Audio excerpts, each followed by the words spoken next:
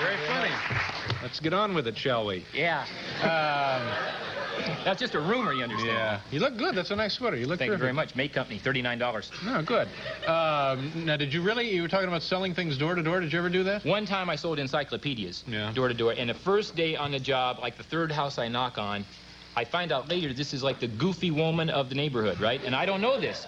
And she opens the door. I don't get to say a word of my pitch. She just starts yelling, "Get the hell out of here! Get away from here, I'll kill you! Get away from my door, I'll kill you! I don't know what I'm going to do with my life!" So I said, well, maybe you could become a receptionist. Well, it's that time of year. You getting close to making some New Year's resolutions? Yeah, I've resolved just to buy brand names. Oh, that's good. Yeah.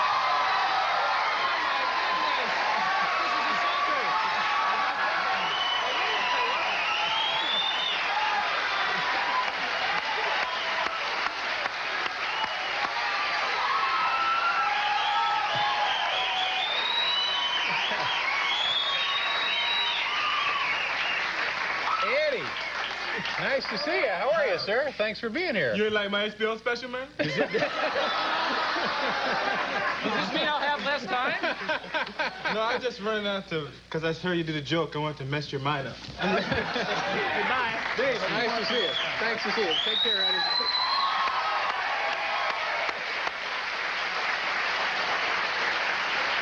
A lot of money.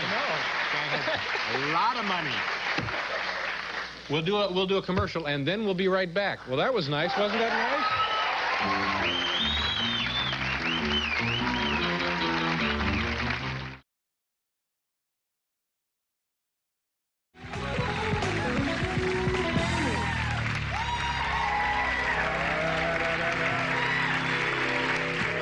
Thank you, Paul.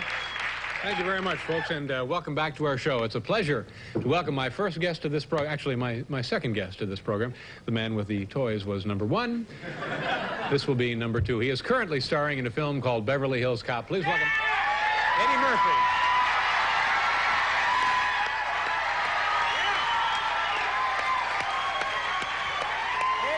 Eddie. Nice to see you, sir. Thanks for being here.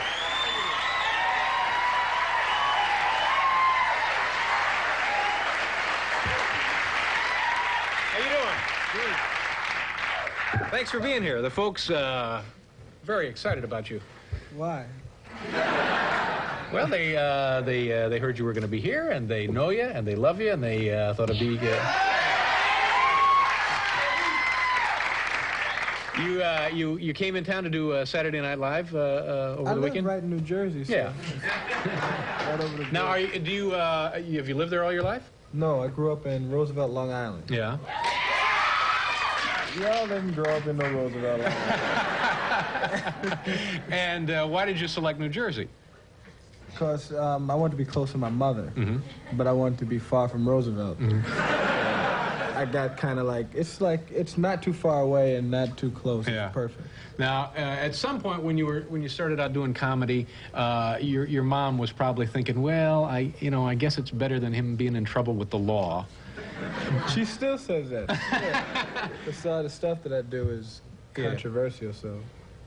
But what does she think of this unbelievable success? She's happy for me. Most parents are happy for their children when they're successful. It's not like, a shame on my boy. He made something of himself, and I can't live with that. She's happy for me. Because I was real bad in school, so if things didn't work out here. How were you bad? Explain that. I just didn't go to class. So I used to. So it'd be like, can you pull the car up so we can get all the soap on it? If I didn't.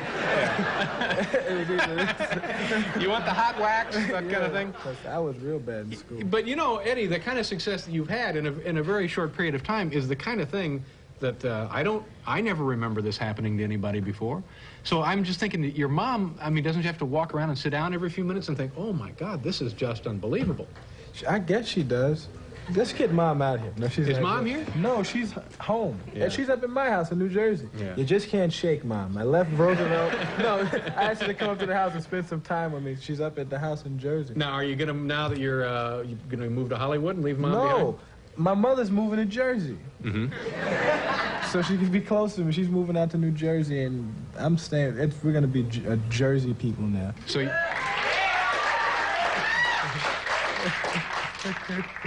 How was it Saturday night, being back there? It was scary because I hadn't done it in so long, and I was a little nervous. But the show came out okay.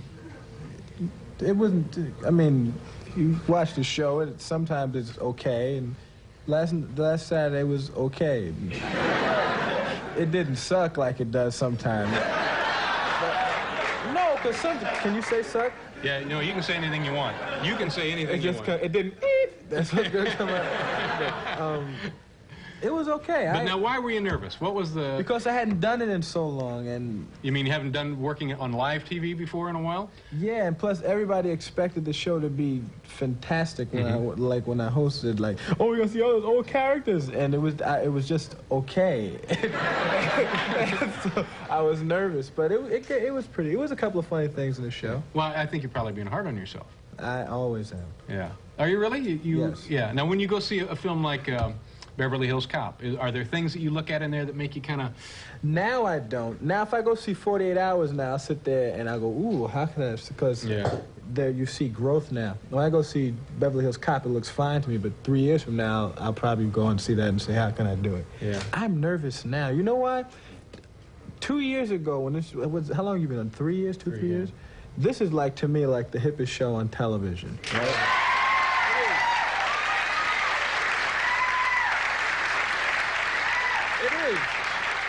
And the reason I never came on was because, you know those Hollywood rumors? I got a rumor that they said, you know, David Letterman doesn't like you. And I was crushed. I was like, David Letterman, that's why I never came on the show before, because I thought you didn't. Do you like me? Well, yeah. Well, you know the deal of it was you became such an unbelievable star in such a short period of time that there is a group of people that you would love to have on the show, but you know there's no way in hell they'll show up. And you were in that group. No, we just figured, yeah, well, save your time. Don't waste a phone call. Me and David stroking each other. Well, your show is so wonderful. Well, Eddie, we have a little gift for you. We'd like you to take this blimp back to New Jersey, or this is a remote-controlled blimp that the guy from Hemmicker Schlemmer won't turn loose of. Here, why don't you send that out into the audience? I'll untether it here. Oh! Now this is up and down. There you go. What's down? What's down? What's down? This is down. You push it up and it comes down. Whose is this? Man from Hemmicker Schlemmer. It's about $500. Really? Yeah. Is this one for sale? This one, I think, yeah, this probably is for sale. I'm sure you get a sizable discount for this one. Because it's used. Yeah. All right, you figure that out. We'll do a commercial, and then we'll come back more with Eddie Murphy here.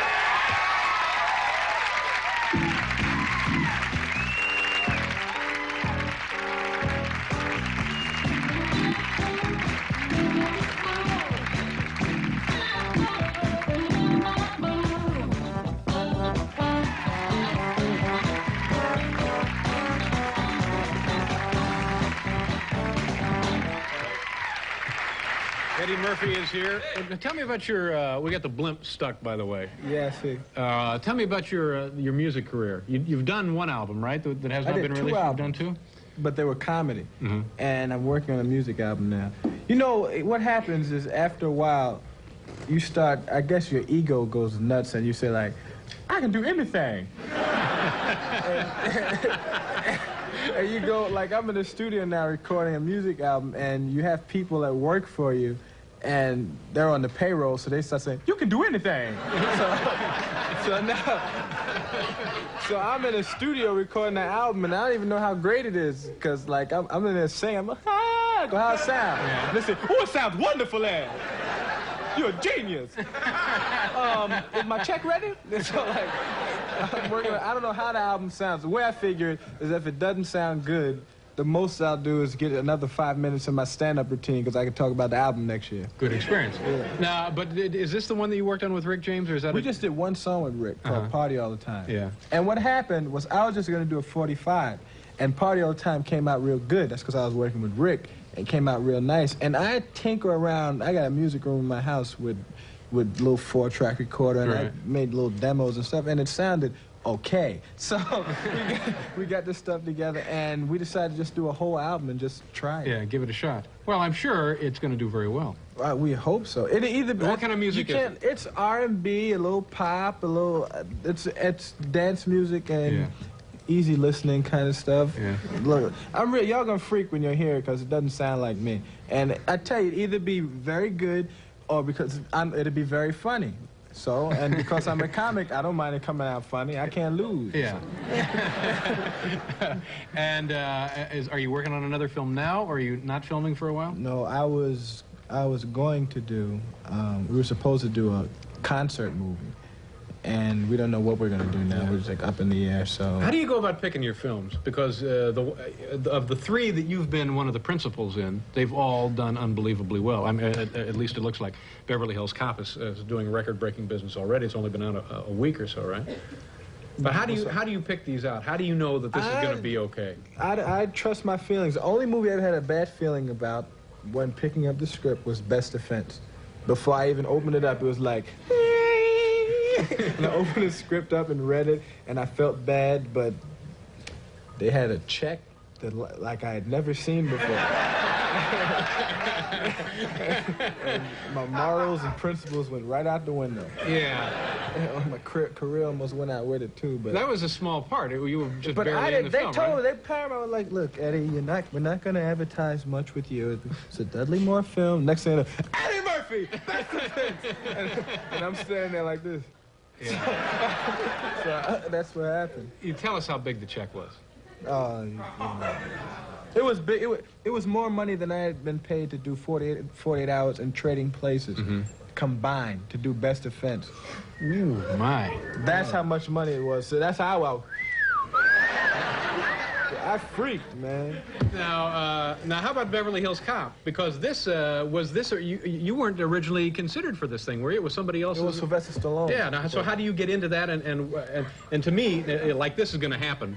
Like this is going to happen. Somebody says, well, you know, Sylvester Stallone was going to do it, but now you can do it. I'd think to myself, oh, geez, what do I want to do a Sylvester Stallone film? They had originally the script for Beverly. Well, I wasn't the first choice for. 48 hours, yeah, I was like choice number 5. 48 hours, they were like, first they wanted, I think, Howard Rollins, then they wanted Gregory Hines, and I mean, I was like after Jimmy Walker on the list.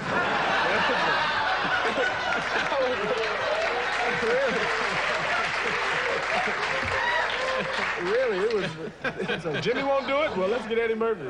That's what happened, and with Beverly Hills Cop, it was an action comedy at first. Right. And Stallone got it, and Stallone rewrote it, and it became more action. And the producers wanted to do an action comedy. And Stallone was like, well, I don't want to do the film then. Then they had already set up pre-production and everything, so it was like, well, Eddie Murphy's pretty much a shell now, because Best Defense just came out, and he's just wandering around. Because I was like, happy to get the part. Yeah. So you mean you were affected by the role in Best Defense? You weren't? I was affected emotionally. I was upset. Yeah. I felt like. Well, you learned something there. Yeah. Yeah. Next time you see a check, go. Don't just take it because the script is. If the script ain't good, I don't think I'd do another movie just for money anymore. Yeah. Yeah. That's like. Well, unless it's like a tremendous amount. Because people, you can't get mad at a guy for that. Like, well, no, I think they'd understand more if you told them the exact amount. It was a lot of money. A lot of dough. It was a lot of money to do that part for, like, the time that I spent doing it. It was like a weekend or something, right? It was a motel in New Jersey or something? Yeah, no, it was like I worked 3 months on 48 hours and 3 months on Trading Places. And this was like more money to work a week on another movie. So it was like, Hollywood goes nuts. If you do a good movie, well, think about it. There are guys that do like 1, 2 good movies and don't do another good movie for like 10 movies and still get, Hollywood is crazy. They just keep shoveling, and you can't blame people for saying, that's a big check. So, you know, Martin Mull, I think, had the best line about this kind of thing. He said, show business is like high school with money. That's pretty much it, if you think about it. But you know, did you feel a lot of pressure doing Beverly Hills Cop? Because this was the first. This was really your movie. This one, huh? No, I had fun doing Beverly Hills Cop. Yeah. As much fun as you have while doing a film. Yeah. But did you worry about this one being as successful as the earlier two that you were in with the? I had a very good vibe. I vibe off things real good, and I had a very good vibe going into Beverly Hills Cop. So I didn't worry about it. Yeah. So what are you going to do for fun? What do you have a little time off? So what do? You going to spend some of this money? What are you doing with your money? Johnny Carson asked me that. It's a strange question. I don't know. I'm doing. What do you do with your money? You got more money than me. Letterman got more money than me. This thing up here. But what do you do for fun? Do you like to travel? Do you go? What do you do? The same things everybody else does. I go to the movies and I hang out. You can't go to a movie now. Yes, you can go to a movie. But don't people just jump all over you and steal your wallet and stuff? People go, "Hey, Eddie," and you say, "How you doing?" and you go to the movies. I don't mind saying hi. So it's no big deal. Yeah. Yeah. Entertainers, I think a lot of people bring that on themselves. You know, like where you can't go places. Like I dress normally so I can go places. If I had on a glitter glove and a glitter suit, I couldn't go to the movie. You get noticed if you go somewhere.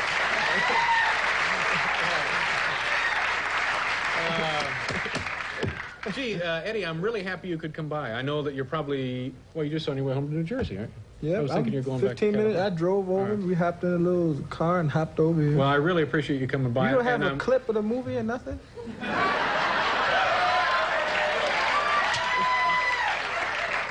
Do we have Mr. Murphy would like to see a clip of Is the show over? I know what you could do. Roll a clip while the credits are going and don't have no sound. Just have, like, just roll the credits over the clip. We'll do what now? We'll go to a commercial and then we'll do your clip in the next segment. All right, that's what we'll do. We'll be back.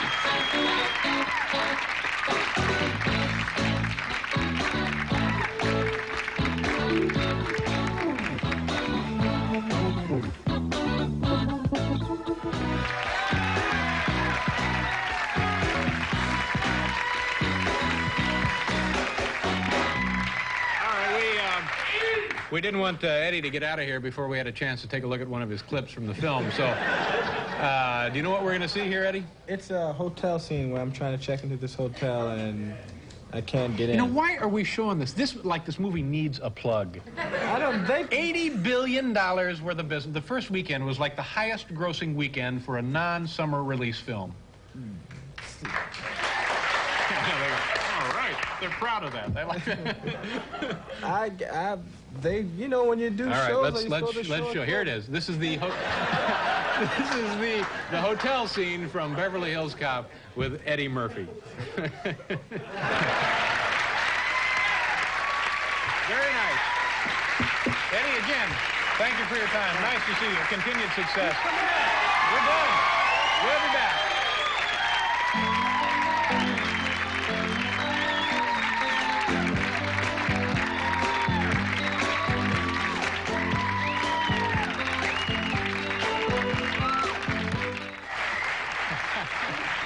Good look. I like that. I want to thank everybody who was...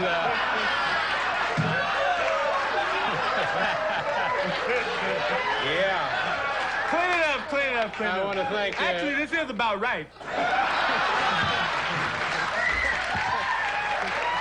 I want to thank John Lowe. Edie McClurg will be here tomorrow night. And again, my thanks to Eddie Murphy. Also, George Wallace will be here. And Fran Lebowitz, Mel Tillis also. Good night, folks. Thank you very much.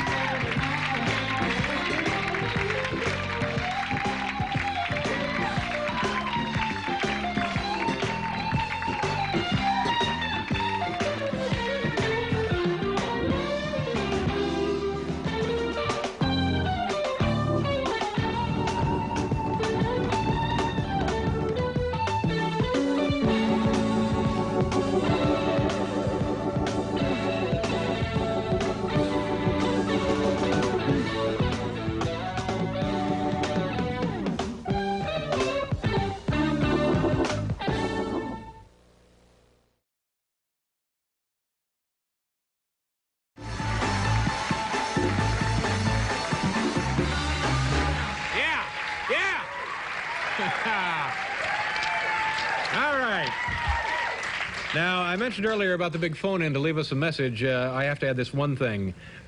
Each call will cost you 50 cents. Even if you don't reach the answering machine, it'll cost you 50 cents. NBC's portion of the proceeds will be donated to charity.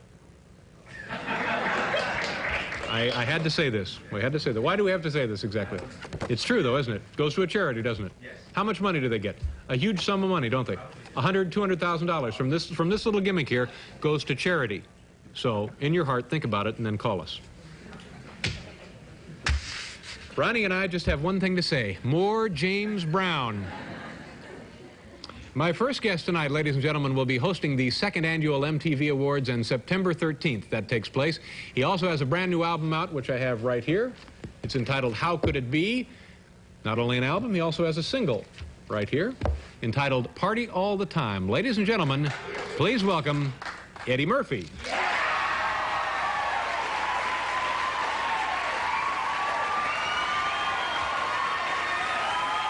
Eddie. Good to see you. Thanks for being here, Eddie.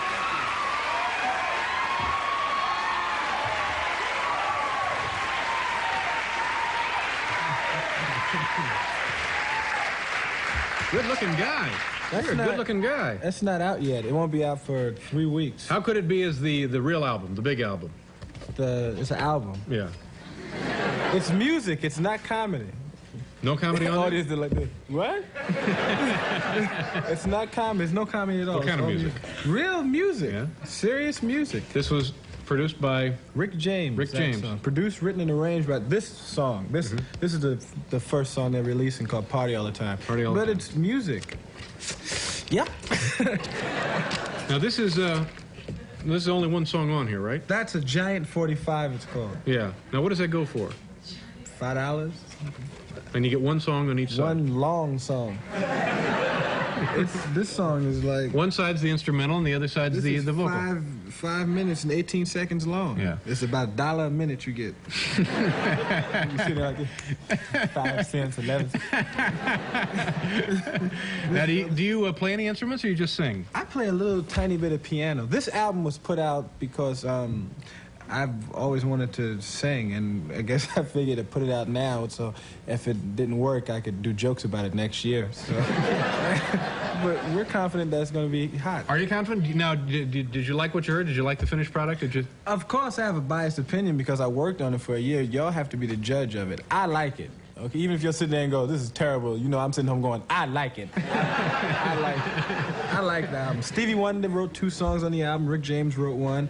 And a guy named Rusty Hamilton wrote one, and I wrote, and the music and the lyrics were like 4 of the songs on the album. Y'all gonna be shocked. Y'all gonna sit there going, he's a monster. How could he do this? Now, did you enjoy this more than comedy? That can't possibly be, can it? No, I'm always gonna. It's not like I'm gonna stop doing comedy and be this singer all of a sudden. I always do comedy, and I'll never do serious movies and stuff. I just wanted to sing. You know, sometimes you just say, I feel like singing.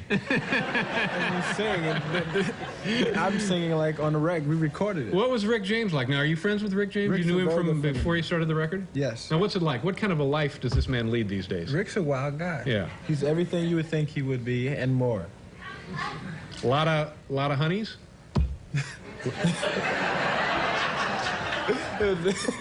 They was trying to talk Negro just now.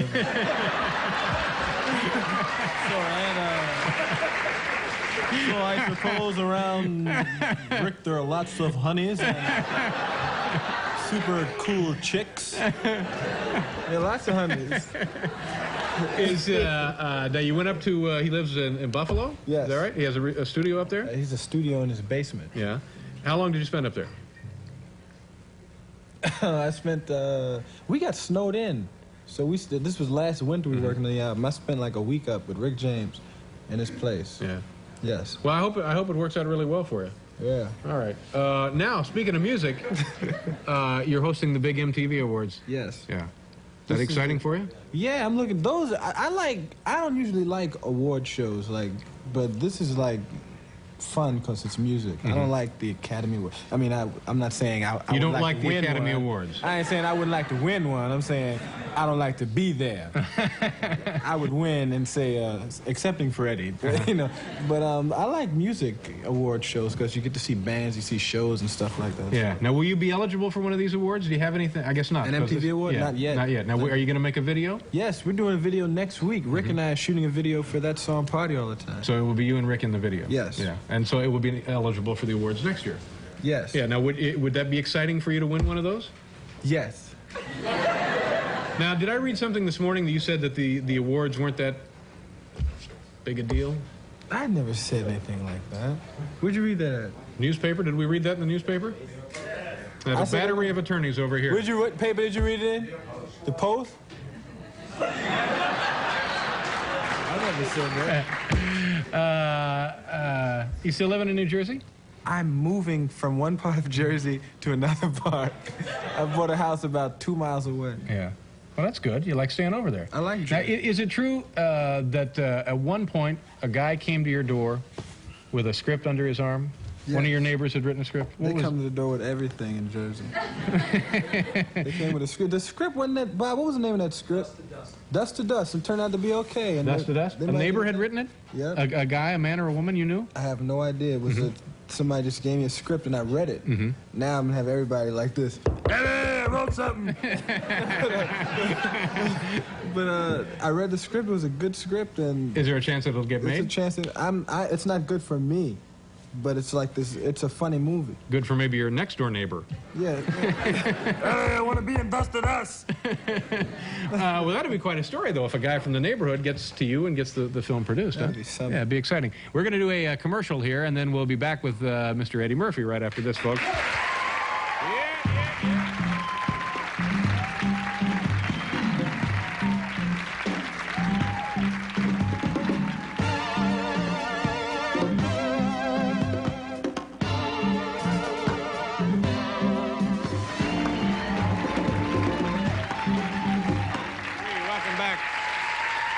Eddie Murphy is here. Now, you mentioned you moved to another section of New Jersey. Yeah. You think you'll ever move to California, Los Angeles, something like that? Hollywood? No. Why not? Because I'm an extremist, and there's so much of everything out there that I'd probably die if I moved to L.A. Really? Yes. You would go out there and project for us what might happen to you? A lot of Specifically, I know. It's a party town. Put it like Too much party. Too much party could kill you. Yeah. Especially in the 80s. Yeah. You go to a lot of parties? Not as much as I used to. You go to a lot of parties in New Jersey? There aren't many parties in New Jersey. They're not. It's a place where it's a garden state. You live there. It's quiet. It's not a party place. But California is could be trouble. Show business in California, Martin Mull, I think, and I keep saying this over and over, had the best line to describe show business in California. It's like high school with money. That's good. Yeah, pretty much it. Now, what about Indiana? You were making fun of Indiana. He's from Indiana. I'm from Did Indiana. you know he was from Indiana? Yeah, we know that. Now, have you ever been Do you know that Michael Jackson is from Indiana? Gary, Indiana. Did you all know each other coming up? Yeah, we had a paper route together.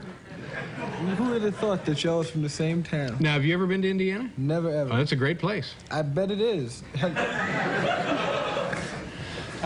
Now, tell me about the movie. Are you under a lot of pressure to do another movie? Because all I read about is Eddie's rejecting scripts, Eddie's accepting scripts, he's looking at scripts. I'm afraid to see, the scariest thing I've ever done in my career was a movie called Best Defense.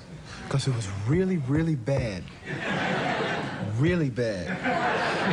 And everything was going so good right before I did it. Then all of a sudden it looked like everything was going to stop.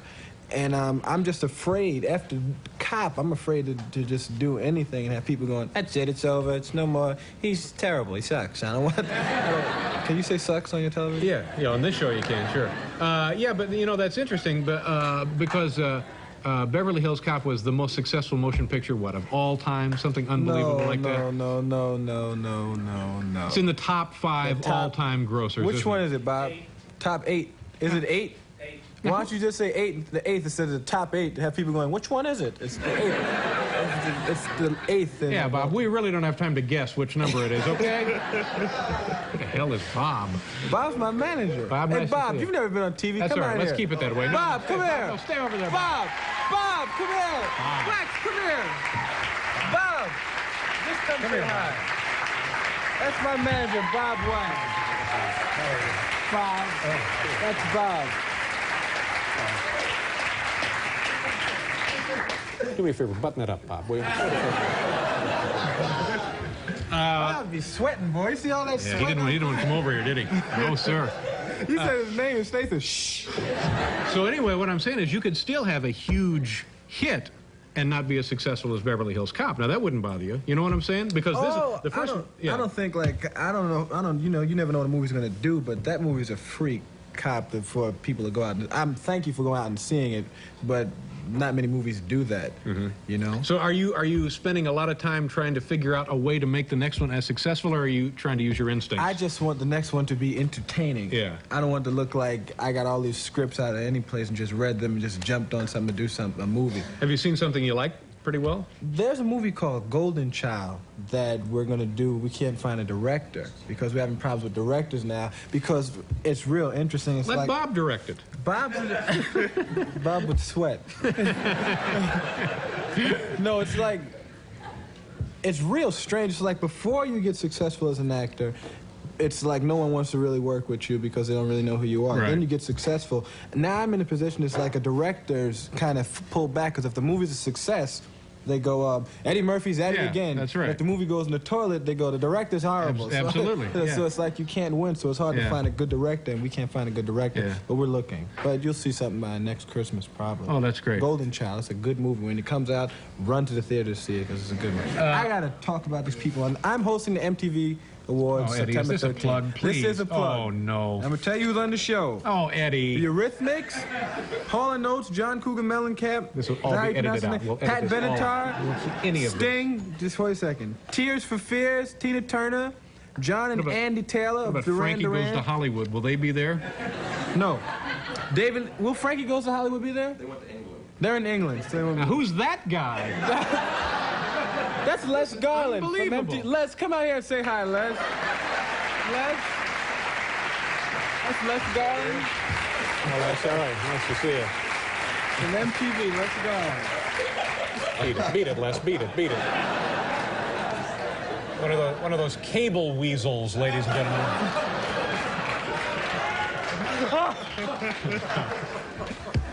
David Lee for sale, Roth. by the way. Did you know that? Grace It's for sale. Jones. Get your money first. It's for sale. MTV, they sold They it. sell it? Gone. Yeah, gone. We moved it. The easy. Cars. Chrissy Hynde, is that how you pronounce her name? Okay. All right, as Eddie What is it? continues Don this list, Henley? we'll fade out slowly. Julian Lennon, Morris Day, Quincy Jones, Herbie Hancock, and Glenn Fry. Good enough. Eddie, nice to see you again. Good luck to you. Have a nice fall. We'll be right back, folks.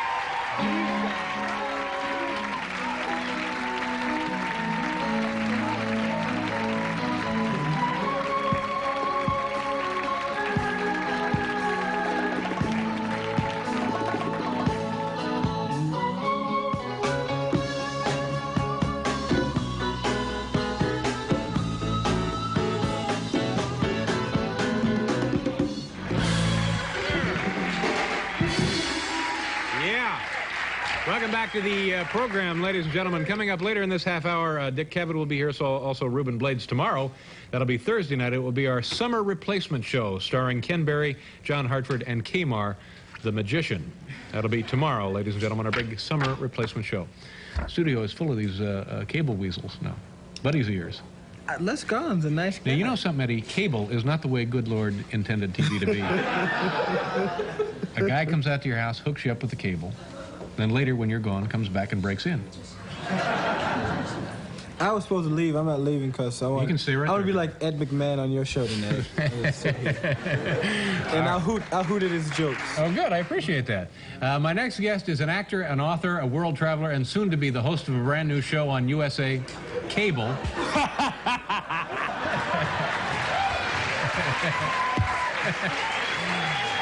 Called The Dick Cavett Show. Ladies and gentlemen, please say hello to Ed Mine's good friend, Mr. Dick Cavett.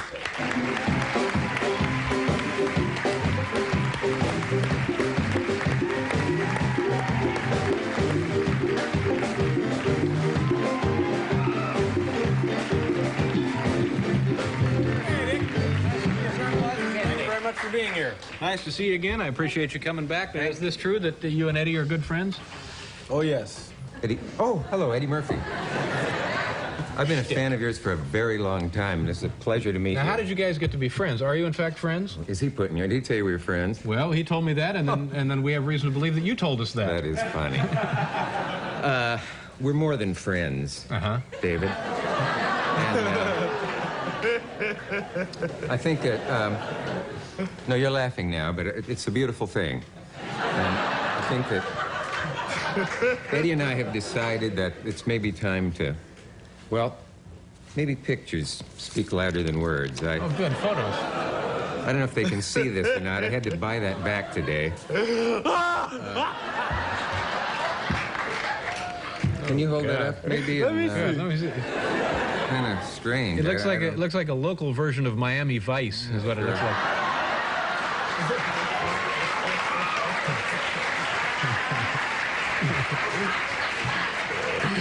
Oh my God! No, Eddie. We are only good friends. That's the caption. Did you MTV guys see this stuff?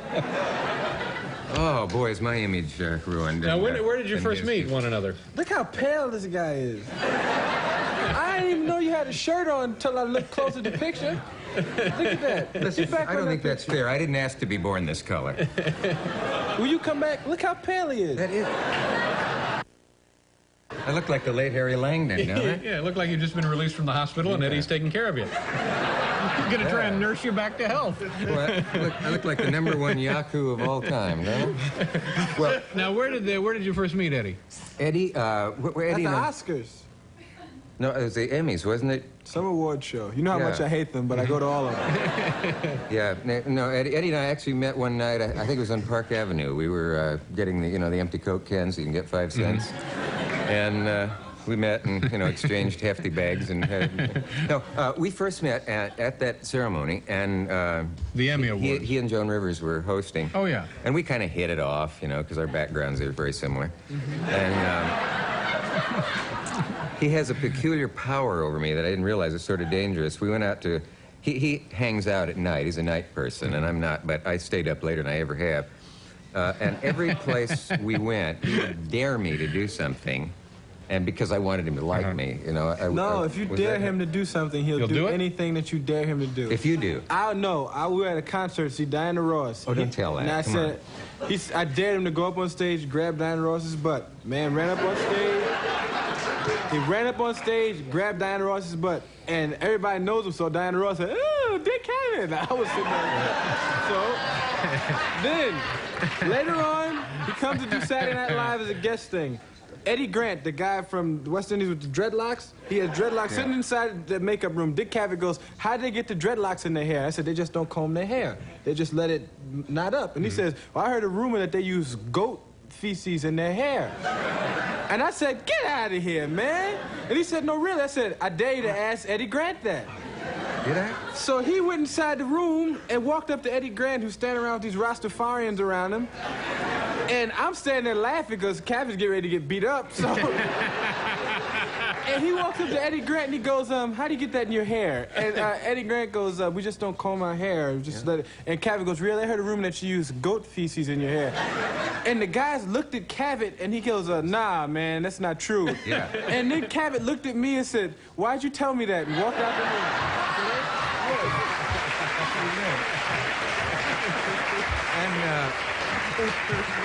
But it actually scared him. He turned the color I am in this picture. I've never used the word feces in my life. Well, you can't say... You cleaned it up. You can't say... They'll bleep that out. They'll bleep it out. Kids. They'll bleep it out, and America will know what I said, even with the bleep. You can bleep it. If I go and you see bleep, you know what it means, so... People are smarter than we give them credit for. The one I felt bad about, though, was there was a bald man at the bar in this place. Reddy was checking out the hogs, and... I'm sorry. Eddie was checking out the what? Oh, you don't know Negro talk?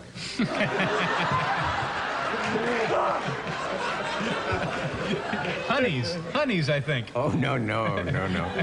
And, Well, the deaf girlies is another one. Oh, yeah, I know. The what? No, it's not. We'll be down to trim. That's all right. Just ignore me. So, does David Letterman's name ring a bell? He said, "Go slap that bald man on the head." Well, this is beyond infantile. comedy. This is Did it. tiny. I mean, Slapped his head. Slapped his head Here I am. at a Carvel in New Jersey. The guy took the money, I opened up the cash register, went in the back. It's me and Dick, so I guess he didn't figure we was gonna steal. And I said, I dare you to take $20 out the cash register. Took $20 out the cash register. Didn't give it back. Now, this is a felony. I did give. I mean to give This it man back. stole. When they do the test, y'all missing $20 from 2 months ago. Cavett. Murphy. Now, what did the bald guy do when you slapped He him? did like Diana Ross. The Cavett. It's like everybody knows him. Everybody You know, the knows weird guy. thing is his head felt better than Diana Ross's. Yeah, but you know, now wait a minute, hold it, kids. No, I didn't mean that. I didn't. But if two bald head men sit together, they make an ass of themselves. Yes, You they remember certainly that, don't you, David? We've certainly raised the tone of Are your they gonna show. bleep the word he just said? I don't know. It's very. Sometimes we have. It seems to be You can inconsistent. say Sometimes we let ass. this go. Sometimes They we probably let bleeped that it go. just now. So you can say it. They're gonna bleep the They're whole gonna, show. they're gonna know what you said. It's I not think like people at home is sitting there and see somebody say and go like, I wonder what he said. I don't know why they bleep. I think anything you say will probably stay in. I don't know about Dick though. Yeah, because they feel I know better, right? Yeah, that's right. Yeah. Yeah. Oh, sorry. Is this noticeable? What's that? Well, I'm taking my life in my hands now. I found this in the Orient, and I don't know what to do with it. I don't know whether to give it to you. Oh, Disgusting. good Lord. Yeah, give it to me. Good idea. Sure. You think? No, you explain this, Dick. Well, That this stuff is still on the market. I was appalled. This is rather Here, you shocking, show isn't that it? to the folks Yeah, if you Really like. not. This is really going to put a damper on things. You told me to bring this In out. Bangkok, you can still buy you believe this? It's called Darky Toothpaste. Yes. It's a picture of a brother with the biggest smile on his face. This is in Bangkok. So if you ever go to Bangkok, just walk up and punch somebody in the eye. Let's see this stuff. It's really, it's hard to Excellent believe, isn't it? toothpaste. I mean, in this day and age. Good Lord. And what did you Yeah. pay for this? This is, I can't make It Several looked like it baht. said $10 on it. No, 10 baht. 10 what? 10 what? Baht. 10 baht. You were Baht. recently in Bangkok, apparently. Oh, I was in Bangkok, yeah. What's That's 10 baht? 10 baht? But it's certainly an attractive tube, isn't it? Yeah. They've done wonders with packaging over there in Bangkok. Quite an amazing and original tube. Yeah.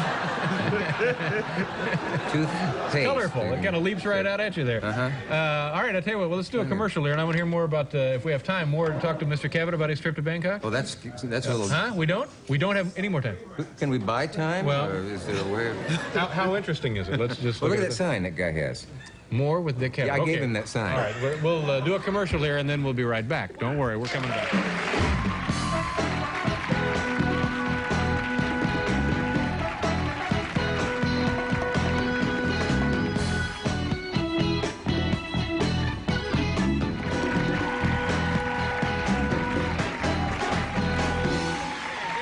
Eddie Murphy. Now, Dick, we have 2 minutes. 2 minutes? 2 minutes. Can you tell us a great story about your trip to the Orient? An Holy exciting moly. Well, I'm not sure about 2-minute that. story. You probably mentioned that I have this show coming on We took USA care of that now, already. so that's Yeah. out of the way. Another cable operation. Okay, I think I might talk about... Did you meet the guy from MTV over there? Yes, the guy in the funny threads. Yeah. Yeah. That's an It's a old-fashioned... nice suit that Les It has is a on. very nice suit. Yeah, I wonder where he gets batteries He's dressed for like it. a limo driver. No, in Bangkok, I think probably your audience would be most interested in hearing about 16th century jade sculpture or the soap baths, Soap baths would be or good. body Sure. body, as it's called in Bangkok. What were you doing there, just as a tourist? Or you I went there for the Young Presidents Organization. They have about 50 speakers, everybody from esteemed congressmen and so on to people like, showbiz pantaloons like you and me and Eddie. Showbiz pantaloons? Pantaloons and jackanapeses. And somebody took me along, as an observer, of course, to one of the body places. Now, what is that exactly? Well, you go into a place, it seems like a hotel, sort of, and then there's one huge glass wall behind which, seated, even as these people in the audience are about 200 of the most beautiful women you can imagine in your wildest fantasy. And they're all sitting kind of like this, and you're not quite sure why. And then it turns out they're TV sets to keep them amused. They each have a number. The guy with the mic outside the window says, number 23 is, I think, be kind, and so-and-so, and this one is very nice, and so on. Why, men purchase these ladies for their services. Indeed. And the specialty of the place is some kind of erotic soap-like substance that they put all over the body of the person, as I found from asking around. And then the girl says, These are perfectly legal, these places, I'm guessing. Oh, well, maybe not actually, but they're there anyway, and everybody knows. They operate with the knowledge. Patpong Street is the main. Well, maybe you're not. Are you supposed to plug streets in Bangkok? Anyway, and then what they do is, I'd always heard about this, slide up and down one's body. Good Lord. And yeah, with this soap, this fabulous soap-like stuff. You're lucky you lived to tell about it. Absolutely ruined a blue suit of mine. All right. Eddie, nice to see you again. Good luck on the MTV Awards, sir. Thank you for coming by, Mr. Cavett. Are we being kissed As off always, now? nice to see you again. Okay. And come back after another trip, sir. Hey, that'd be anytime. We'll be back here with Ruben Blades, folks.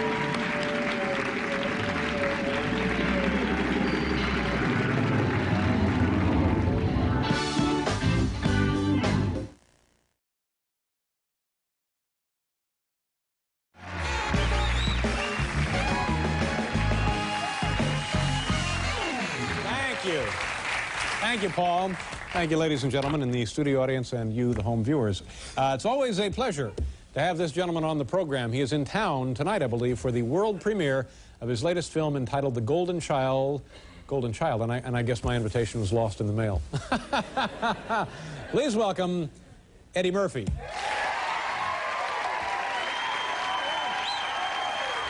to see you. Thank you very much.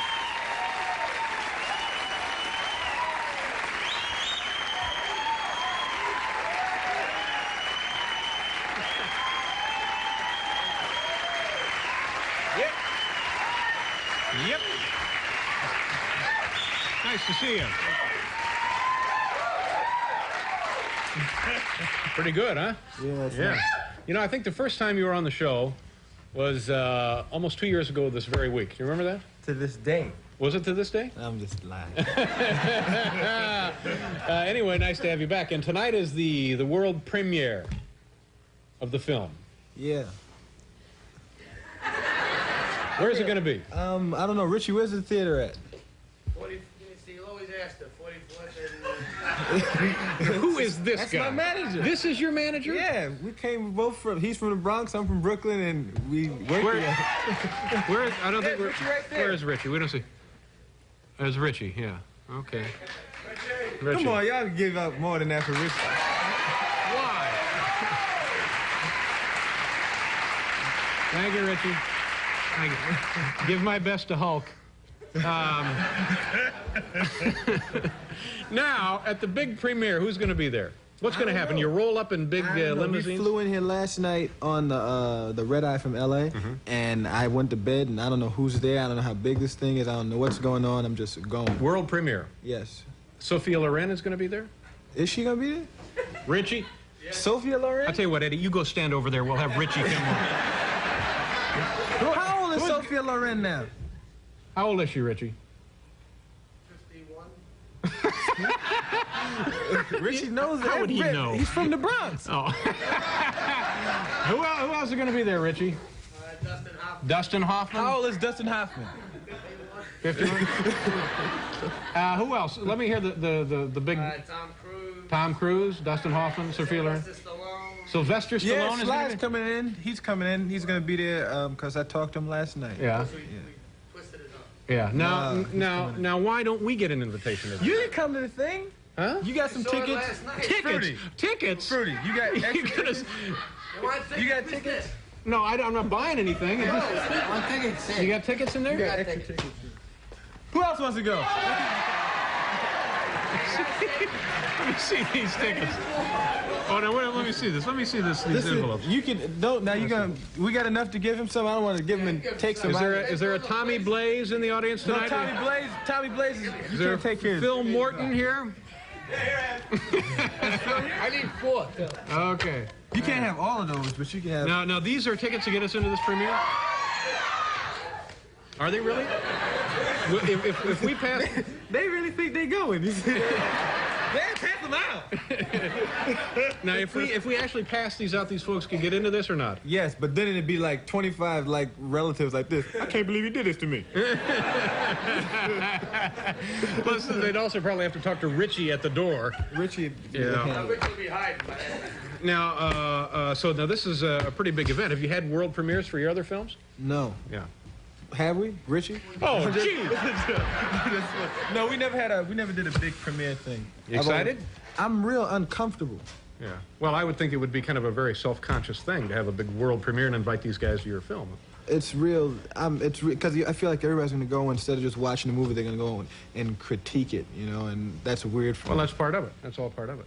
Let's talk about something else. What else do you want to talk about? How's your house? I was looking through a magazine the other day. You have this beautiful home in New Jersey. Is that a new acquisition for you? It's not finished yet. You're still building it? Yeah. Very slowly. Describe the house for us. What's it like? It looks just like Graceland. It does. Really? It looks just like Graceland. The Elvis Presley home? Yes, on purpose. So I'm a big Elvis fan. I bought the house. It looks just like Graceland. Is it enormous? It's a big house. How many rooms? I don't know. I would go 1, 2, 3. Well, how many rooms, Fruity? 20. Fruity. Now, who's Fruity? The big dude there is Fruity. Which one is Fruity? That's Fruity. Oh. He counts the rooms in the house for me. That's his job. 1, 2, 3. Does he seem to be pretty good at it? He's good. How many rooms is it? 22. See? 22? Do you like it there? I like Jersey a lot. It's Yeah. real solid. Is this, I guess it's impolite of me to guess how much it cost, but it's probably a lot of money, wasn't it? Like, is it, and this is all I want to talk about, but is it like, if I guess like 10 million, am I? No, it's not that. Not a little less? 5 million? How much your house cost? Well, Do you have a house? I have a trailer. No, you don't. You have a house at Malibu. Yeah. A big, you got spread out Malibu. No. Yes, it is. I mean, Fruity, how big is that place? I've seen Fruity out there looking it over. You're gonna wake up tomorrow and Fruity's gonna be in your house like this. 1, 2, 3. The old Fruity inventory. No charge, David. Now, how many people do you have working with you? I got my cousin Ray. I got Ray? Big Fruity. And I got Richie, of course. Richie's my manager. He doesn't Yeah. work for me. He works with me. And we got Fedorov. Better off? Fedorov Colin. What does he do? He takes care of all the stuff around the house. Yeah, yeah. So that's not outrageous, is it? It's not like a huge entourage. No, used to be real big. Did it really? Used to be like. Now, who did the firing when it came down to getting some people to go? They kind of fired themselves, and Ray, they did. They would do things that would get them fired. And Ray fires people. My cousin Ray. Yeah. He likes to fire people.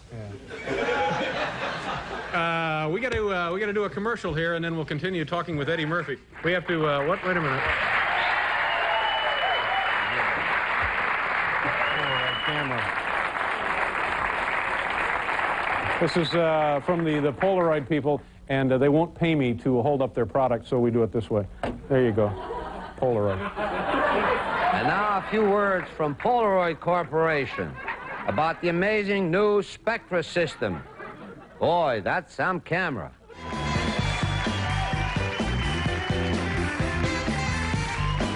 Hi, welcome back to the show. Eddie Murphy is here. Talk about your film in a minute. This is very exciting. I still can't get over the fact the 3 times you've been on the show, I think people forget this, and I always do. You're only 25 years old. I'll be 26 April 3rd. That's very amazing. Very impressive what you've been able to accomplish. We have this list here, the top 10. What do you don't think that's impressive? I guess because I'm on the wrong side of it. Oh, I see. Yeah. The top 10 grossing films of all time. E.T. is number 1. What a wonderful film.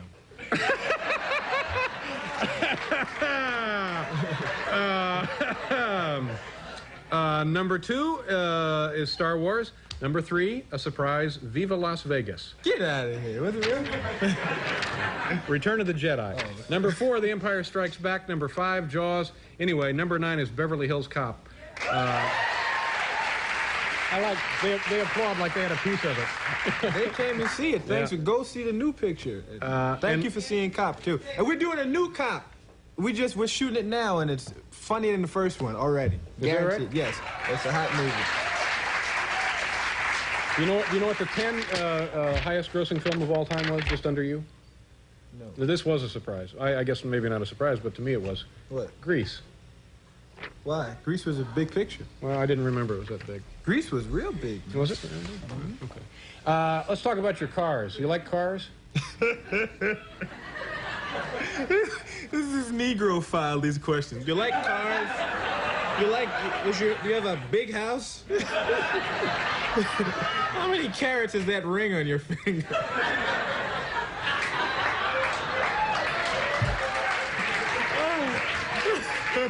You like cars. Don't get smart with me, pal. You're only 25, all right? Okay, I like cars. I like cars. What kind do you have? I got fruit. No, I like cars. It's my weakness. I got a couple of them. Now that's not what you said. That's unfair of you to suggest that. To suggest what? That was a Negro file question. It is. It is not. The last time I was here, you asked me too. You said, "So, what do you do with all that money?" Those kind of. Listen, you think that's the question we save for black guests? Yeah. I never saw like Joan Collins. Eddie's on. Get out the black questions. Yeah. You ever see him sit down like Joan Collins and go, "So, Joan, how much money I got?" If she'd ever be on the damn show, I would. She won't come on? No, she's not on. She won't come on the show. Why? Well, it's a long, long story, but we've asked her, we've begged with her, we've pleaded her, and she just won't come on the show. She's too busy. Fruity. Joan Collins? Get her on the show? Yeah. I'll get her on the show. Thanks, Fruity. Try not to bruise her. What the hell is going on here? She's doing a show like this. So anyway, now what kind of cars? I like cars myself. But see, you get like old pickup trucks and stuff like that. No, really, you got an old pickup truck? I have an old pickup truck. And what else you have? I have some other cars. Now, what's the fanciest car you have? Oh, I guess it'd be the Buick Skylark. See, we're exactly opposite. Exactly. I just bought a Porsche. I like the new Porsche 928 S4. Yeah. That was a nice car. 928 S4, that stands for 4 valves? 16 valves? 4 valves per cylinder? It stands for girls can go, look at that car. That's the only reason why I bought it. Have you gone fast in the automobile? Yes. How fast have you had it? I took that car up to 137 once. See, you can't be doing that. What? I'm here. I know, but sooner or later, a squirrel or something, and then bingo. It'd be a crushed squirrel. Yeah. You'd be a smudge on the highway. Nah, I'll be all right. I just did it when I first got the car, so it could go really fast. Yeah. What else do you have? That's it. You just have the one car? Yep. Oh, that's crap.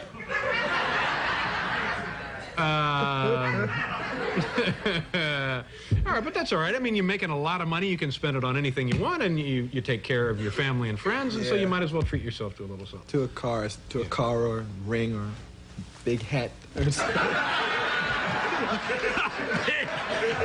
big hat. What's the largest hat you have? Yeah. Well, I got one like this. And I got a convertible. I put a loop on and a bit of rope, and the hat don't come off.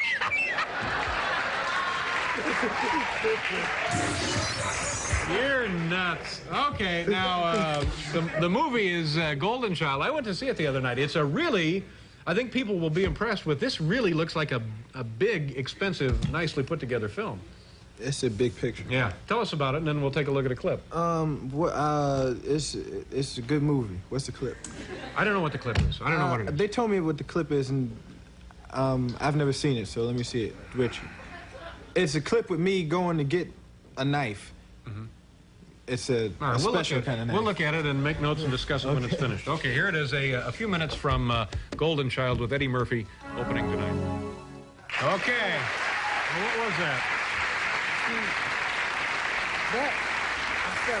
That's not a good clip to see for the movie, because everybody's going, what? I don't understand it. Mm-hmm. See what it is? Well, maybe if you'd explained it ahead of time. See, now, it's too late. Now, see what happens is I'm going into this place, to this tunnel to retrieve this knife that was hammered in hell by the by the soul, by the 100 damn souls, and I'm gonna have to use this knife to kill the devil. Right. See, so I have to get this knife because I'm the chosen one, and then it's this thing. You're trying to save the golden child. I'm trying to save the golden Yeah. child. It's But unless you know all that, that scene is just makes you look at it like this. You don't quite understand. It's a comedy odyssey, this film. It's a big comedy yeah, odyssey. it's like a big Who's the woman in the film? That's Lovely. Charlotte Lewis. Boy, is she an attractive person. she's fine. Was she nice to work with? Very nice. person? She's real young. She's like 19. Yeah. And what else do you want to mention about? Now, what if the film, say, doesn't make it to the top 10 all-time moneymakers? Is that going to be a disappointment for you or not? No, man, I don't. don't Cop. care I about think that? movies. Though all those movies.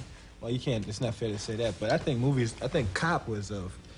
I think it was. I didn't know it would do as big as it would do, and I'm not competing with. I'd lose my mind if I try to like. Yeah, myself I think you would. with a Yeah. picture. So, but I'm sure this is going to be very successful. I hope so. And it begins tonight all over the country, or No, is it it begins tomorrow night. tomorrow night all over the country? All over the country. Tonight it's The big world premiere. The big, yeah. the big world premiere. We'll see you at the world premiere. Wear gonna that come? hat, Eddie. Do you mind wearing the big hat? Yeah, the big hat. And the convertible hat. Yeah. Thanks, Eddie, for being here. I appreciate it. We'll be back, folks.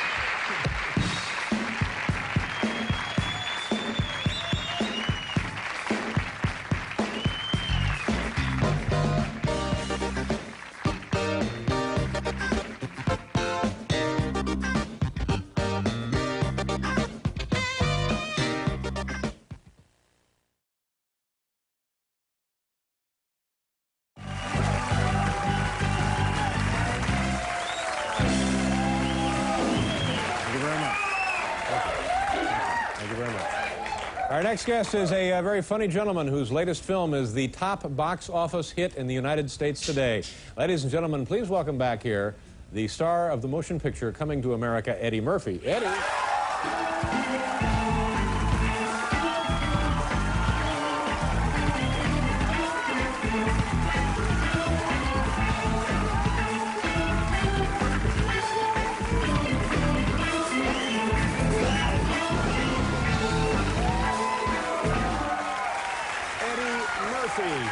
How you doing?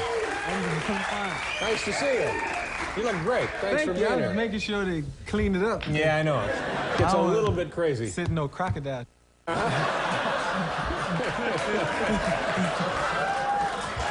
How you been? Are you... My friends go, what is that on your suit? Might be tough to explain. What are you doing? You been on vacation? You taking it easy this summer? No. I just got. I was in the hospital a little while ago because I had some problems with my jaw. I was in a boat crash. This was in the Bahamas. Yeah. Now we read about this. And when did this happen? And what was going on? And I was on a boat. I was getting ready to leave, right? Yeah. And the whole. Did you time like I the was Bahamas, first of all? I was down there working. There's a recording studio down there, and I wanted to like go in the recording studio and have a vacation at the same time. Right. And I wasn't in the water once, and went on the water. The last day, said we got to go do something. I got in the water, and the boat crashed, and I almost got killed.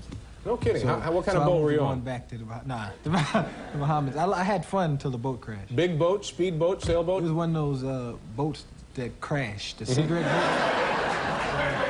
One of those boats. And you were tossed into what? Into the front of the boat, Yeah. to a window, and I went into the bottom. You ever get knocked out? You know, no, I've never been It's a knocked hell of out. a thing to be knocked You out. were actually out cold. You wake up and you say, I was knocked out. It's a hell of a thing. How long were you gone? Uncle Ray, how long was I out? About 30 seconds. Uncle Ray? That's Uncle Ray over there. He was, when I went out, he had a stopwatch that says, 1, 2, 3. Uncle Ray has been hired to time your blackouts. Yeah. Well, that must have been... Now, do you get kind of a warm, fuzzy feeling before you go out? Do you know you're going out, or is it just instantaneous? I didn't know I was up walking. You can be knocked out and walk around. Did you know you could walk around knocked out? You can also host a show knocked out.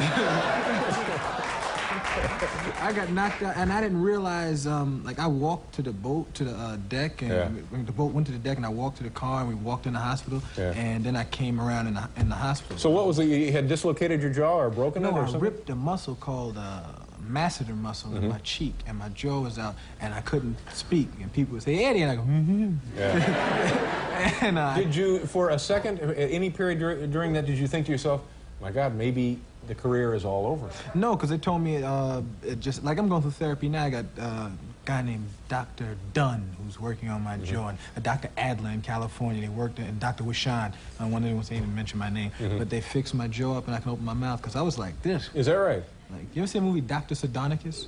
I'm not sure. When a guy went, his face was like this. That's how I was. So you could do movies like that then, if worse comes to worse. we gotta do station identification. You can hang around here for a second, I hope. Okay, sure. Okay, we'll be right back.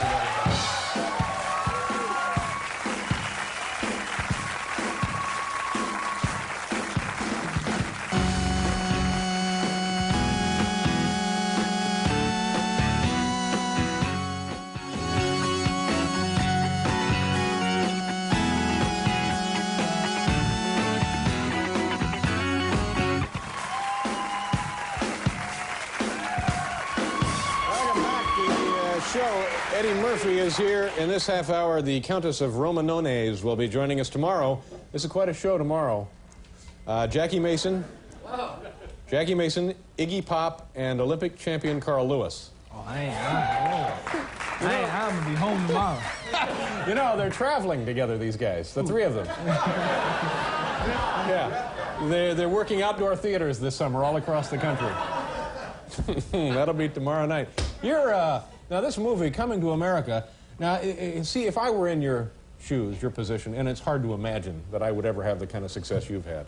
Oh, stop that. But you have, one movie comes out, it does great business. Another movie comes out, it does as good or better. And you get to the position now where you're a half a dozen films or so into this thing, and each one seems to do better than the one before. And I just think that's would be an unbelievable thrill to have happen. Oh, yes, it's an unbelievable thrill.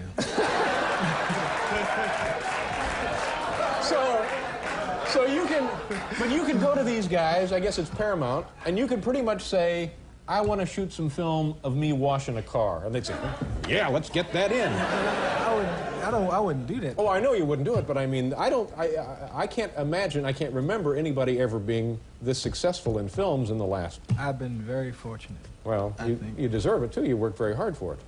Yes, I've worked very hard. Now, don't get smart with me. You want to take a look at it? We got a clip here of Coming to America. Yeah, you have a clip of me. I have a brilliant makeup guy named Rick Baker, who did my makeup in the movie. They have a clip of me. They turned me into an old Jewish guy. If you haven't seen the movie yet, this is me made up like a. How many different parts do you play in the film? I play about. How many, Uncle Ray? He counts those. Uncle Ray. 4. Uncle Ray's in the movie too. There's a scene where a guy falls down the steps. That's Uncle Ray.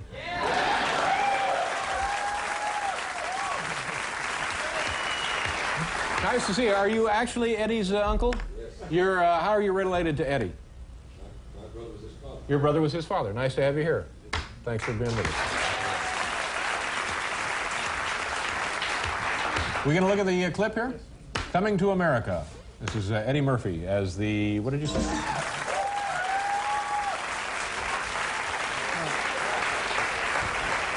That's very impressive. Very impressive. Rick Baker, he's a genius. He puts you in that chair, and you go to sleep 4 or 5 hours, and you wake up like this. Who is that? Another person. I would guess that it's possible maybe for people to go to that film and not to be aware that you're playing all of those different characters. Because I've seen clips of the various people in the film, and I was not aware of the fact that that was you. At the end of the movie, a lot of people get up and they leave when the movie, like when movies end, the credits go up. Yeah. At the end of the movie, they show you which character I played and who Arsenio played. Yeah. It was just to have some more fun in the story. At one point in the last couple of years, did you have dinner with Marlon Brando? Yes. Well, what was that like? How did that happen? Well, there was lots of food. Mm-hmm. But do you call Marlon up? Does he call you up? No, we had met because he saw a movie of mine that he liked, and there was talk about us doing something together, and we met to talk about that, and I was just blown away that, he had seen my work, and I went and we hung out a couple of nights, and he never called me again. I guess I did something wrong. What was your impression of him the first time you saw him? He's a very regular guy. Yeah. He's shorter than I thought he was. Yeah. And nice and friendly and good very company? Nice, very friendly. Yeah. A lot of good, likes jazz music. Like, Yeah.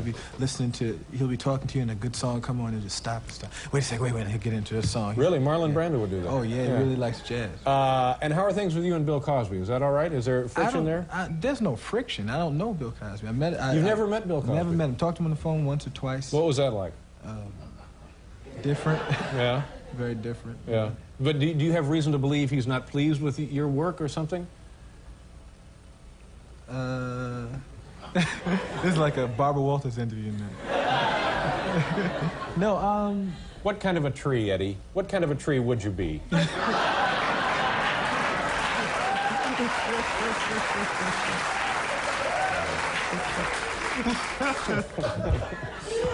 She's a little goofy, Barbara. But you know who's really goofy is that Hugh Downs. That guy is goofy. Well, anyway, do you want to leave it there with Bill, or should we complete this thought? I watch Bill Cosby show every weekend. I like Bill Cosby. I think he's a brilliant man, and I love his stuff. Yeah. I think there's a bit of an understanding problem, like why I do what I do. Yeah. But we're different, you know. I was put here to do one thing. He was put here to do something else. Yeah, absolutely. And you were put here to make more money than he was. No. Cosby makes more money than everybody. You know that. Really? Well, for here at NBC. Forbes magazine. Uncle Ray, we got to go. Except Uncle Ray. He makes Uncle Ray. Nice to see you. Thanks for coming over. Eddie, congratulations again on everything. Have a great summer. Thanks for being here. Eddie Murphy, folks. We'll be right back.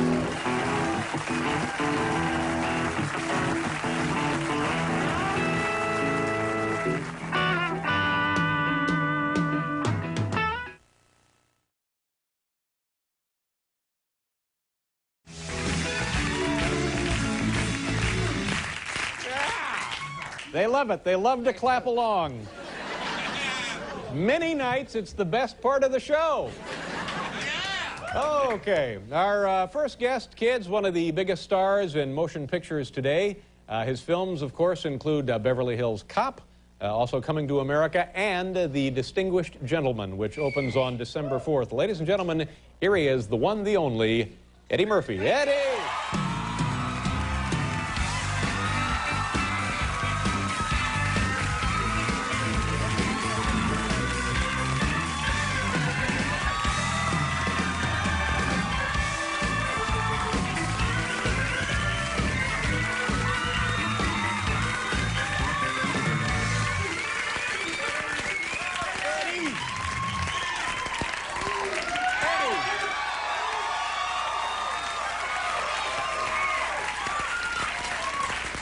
Pretty good deal. Not a bad gig for you. What's that? Well, the place goes crazy. Oh.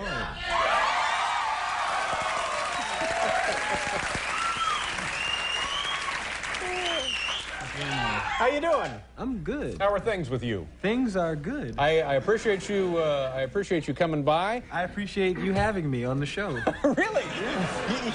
You know, we ask you nearly every day. That's not true.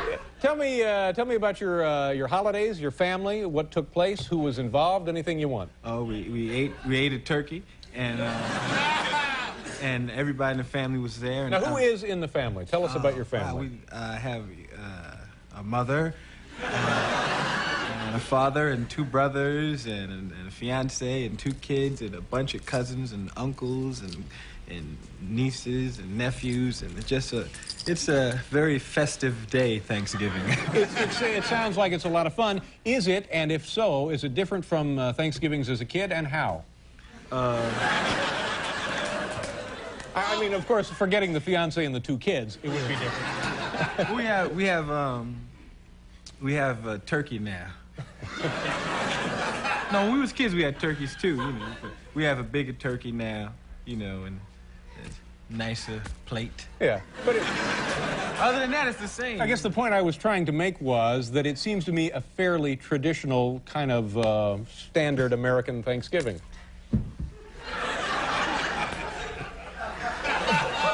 I was tripping off your rhythm at the point I was trying to make.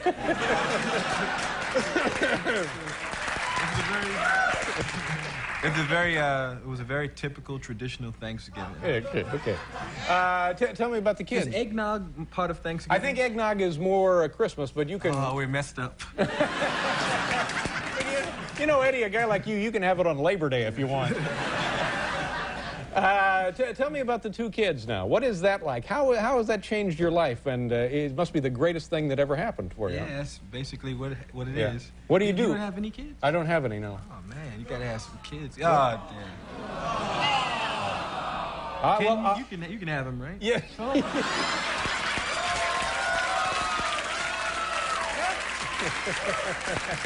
They said, oh, like they was like, oh, Yeah, Dave. Oh, Dave shooting blank.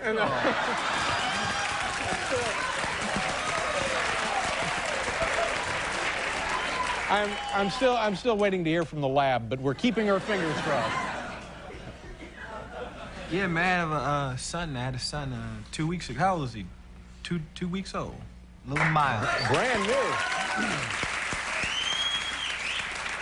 And your daughter, Bria. Hi, Bria. How old is she? She's just turned 3, November 18th. And are you, I mean, how active a father can you be in this process? As active as you want, of course, but how active are you? In what process? You're taking care of the kids, the nurturing process, the rearing procedure.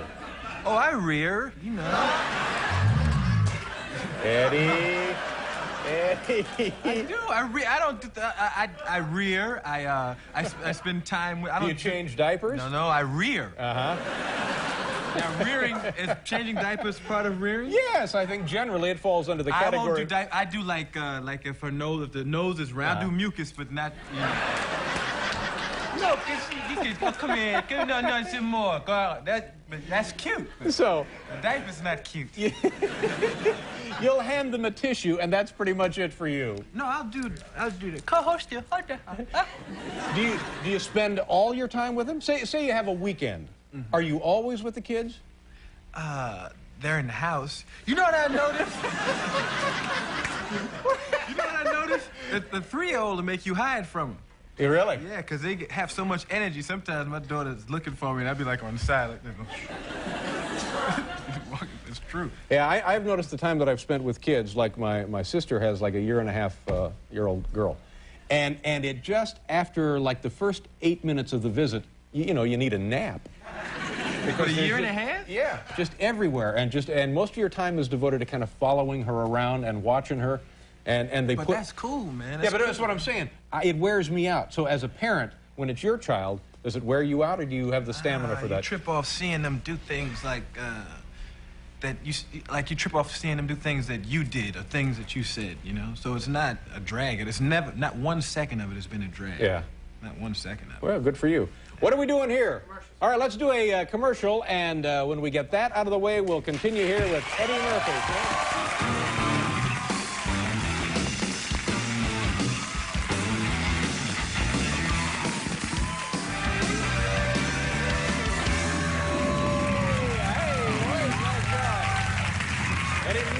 Here, Suzanne Vega, Janine Turner, and let's talk a bit about the movie. The Distinguished Gentleman opens December 4th. Tell me what you want to tell us all about this. It's a very funny movie, and you should all go see it. There you go. You know what it is? It's the first time in a long time that we did just a straight-out comedy, you know? And most of the last couple of films I did, we were doing other things. This is like the old movies were, you know, because I did a bunch of different characters and stuff, so it's like it's funny like the old ones. But now for those of you who went to the last couple was like this, hey, this ain't funny like the old one.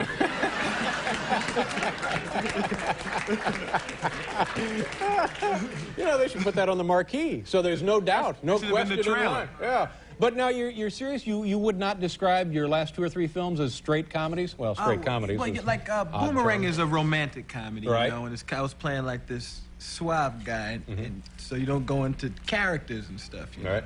And I'm a con man in this movie, so it's a bunch of stuff going on all the time. So this one is just laughs first and foremost, and that's all we're working on here. What's interesting enough, it was the opportunity to do something that was both cerebral and funny at the same time, because it's got, like, you know, it's got a good script and a funny story and everything. All right, we have a clip here. Do you know what we're looking at?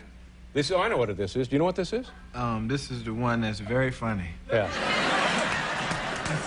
I'm doing something funny. I know if it's a clip, it's funny, because even the little snippets are funny. So just, I ain't even got to set it up. Whatever it is, woo, it's so funny.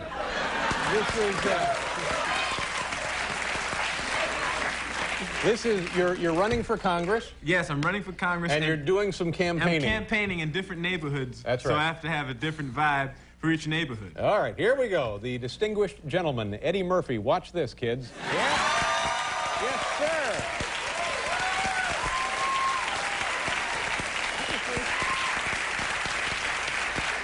That was the first time I... You know what I liked about that? It was cerebral and funny. Yes. It was both the opportunity to be cerebral and funny. Exactly. Tell us about your. Now what? Tell us about the album that you're working on. It is both cerebral and groovy. No, my album is real. It's real honest, and it's finished, and I can't wait for y'all to hear it. When is it going to be released? It's coming out in January. Yeah. Yeah. So this is going to be a big winter for you. Well, I'll be out there. Yeah. and you're getting married in March. March 18th. Hey, good for you. Congratulations. Eddie, come over and see us. You haven't been here in like 3 years. Come over and see us. You just I wasn't working that much. I was like chilling for a little while. I can't come out where you have no movie to talk, just come sit on the couch. Yes, you can. I can't be one of those cats, you know, sitting on the side. And Eddie Murphy is sitting on the side tonight, ladies and gentlemen. Obviously. You can make a pretty good living doing that. Nah, man, I can't sit on the side. All right. Good to see you again. What's the matter? I was looking at Paul. Yeah. And good luck with the family. Good luck with the movie. Thank you. And You're trying to make me leave. Well, it doesn't sound like you want to stay. No, I'm fine. Good night, Eddie. We like having you here. Good luck with the family and with the movie. It's because I'm shooting blanks again.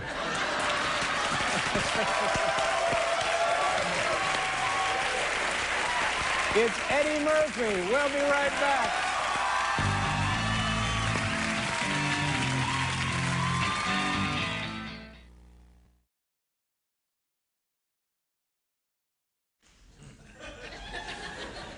Since the day our first guest decided to leave Saturday Night Live to make motion pictures, he's been one of Hollywood's biggest stars. Beverly Hills Cop 3 will open across the country on May 25th. Ladies and gentlemen, please welcome Eddie Murphy. Eddie!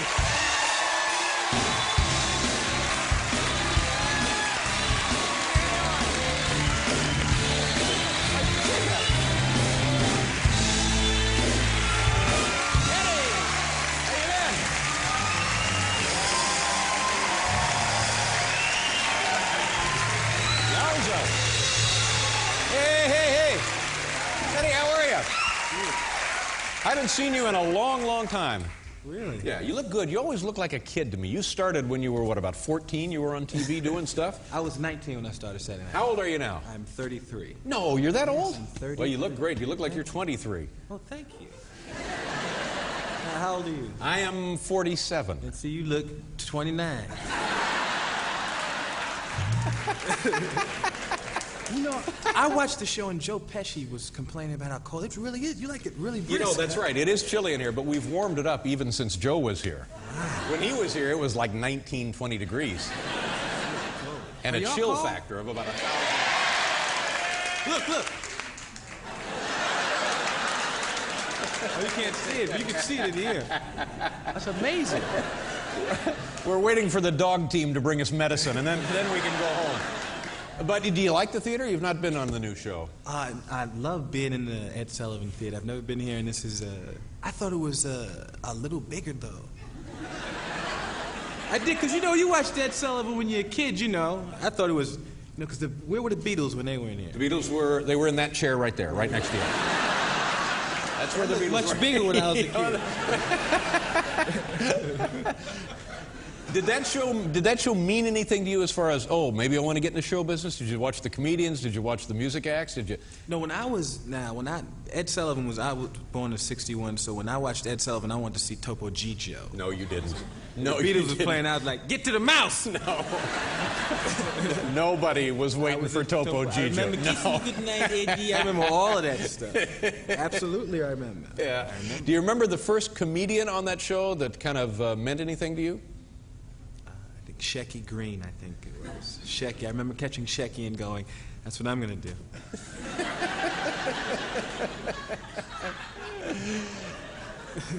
What do you mean? What? That's too obscure a reference. Well, no, I just, see, I don't know whether to believe you or not. You were just joking about Shecky Green. Is there anything Shecky-ish about me? Not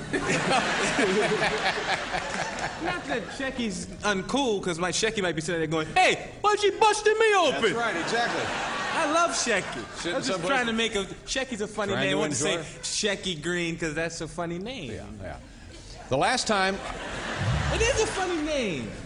Shecky Green. Shecky Green. Well, it's a good name for a comedian. It's a good name for a comedian. Yeah, I don't know that it's a funny name. It's a good name for a comedian. Yeah, I never had any early. The only time I had a situation where I remember the first time I met Rodney Dangerfield.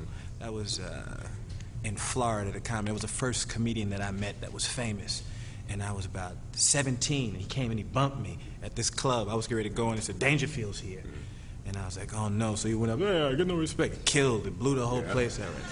Then I had to go up after him, and I did my show. I had a good set, and I went up after him. I said, so Mr. Dangerfield, what'd you think? He said, yeah, where are you going to go? Because back then, my act was real dirty. Dirtier than it was 5 years. When I was 17, whew, forget about it. Your act was dirtier when you were 17? Oh, much dirtier. Much dirtier. Like the audience would sit there and look. And afterwards, I went up to Dangerfield and said, so what'd you think? And he said, hey, where are you going to go with all of that? And then I saw him again maybe like 7 years later, like after Saturday Night Live and after the movies. No, he might not even remember this. In a bathroom in Caesar's Palace. Well. And I'm at the urinal, and Dangerfield walks up and he looks over at me and he just goes, "Who knew?" 7 years later. I think since we last saw you, you got married about a year ago. Is that right? A year and a half ago. Year and a half ago. Big kind of deal with all kind of celebrities and everybody there. Was at the Plaza Hotel. Yeah. 1,000 guests and limousines and punch. I understand you had punch there. There was punch. Yeah. There was little sweet candies. Wedding candies. Yeah. And, it was fun. Yeah, it was nice of you to think of me. I got no invitation. Hey, now I don't know how. I didn't think you know I love wedding candies. But you're so private. Though. you don't want me at your wedding. I didn't want to send it, and then you're not coming. And I'd be like, well, where's Letterman? Yeah, you get the marriage off on the wrong foot. No, you don't want to take that chance. But like Donald Trump was there. From Donald Trump to Heavy D was there. Wow. Yeah, Wayne Newton, everybody. Now, are these guys friends of yours? Well, people, in this business, you meet so many different people. When you're a comedian, everybody, is cool with the comic because you make people laugh. So I met so many different people, So I got a wide range of people that I've met and that I'm cool with. And, do you hang around with these guys? No, I hang around my wife and my kids. Yeah. Oh, every now and then I'll run into Heavy Wayne D Newton or and Heavy Wayne D. Newton. Now they hang around. Wayne Newton and Heavy D are like this. Both Wayne Newton and Heavy D came to my bachelor party. That was very strange to be sitting in the room. And this very night, they're probably visiting Shecky Green. We got to do a commercial here. We'll continue visiting with Eddie Murphy in a minute. Come on back, kids. Nice to have you here.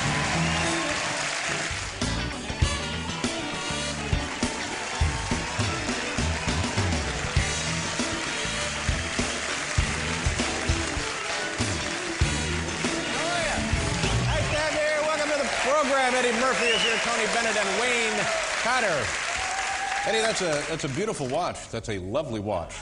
That's a lovely, that looks like and I'm glad to see you got my wedding gift, even though I wasn't invited to the wedding. Man, is that a piece of work. Look at that. Did you win the Super Bowl or something? No, don't go off. And I was reading People magazine the other day, and that brother Dr. Dre was in there, and it was a picture of him. He sold 7 million albums, and they go, Dr. Dre has a ring that will cost this. What does jewelry have to do? Where's your jewelry? You should get some. Here it is right here, this lovely Band-Aid. That's all I can afford right there. That's just about it there. No, there. See, isn't that lovely? Yeah. Tell us about the film. This is Beverly Hills Cop 3. How many movies have you made? 12. 12. 12. Yeah, 12. What's the movie that you've done that you like the best? Oh, man. Come on, Eddie. It's got to be in the form of a question, Coming to please. America is probably my favorite.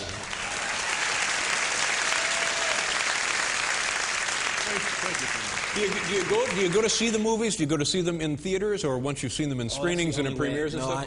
I hate going to see a picture at a screening because the audience, you go to a lot of people don't know. When you go to screenings, lots of people go to screening and they sit and watch movies like this. Oh, that's very funny. So you like to go to a real audience and sit and watch the people because then you know if it's funny. Get a reaction, an honest reaction, of course. Now, are there any movies that you have made that just you're not happy with, that you can't watch, that you can't go see?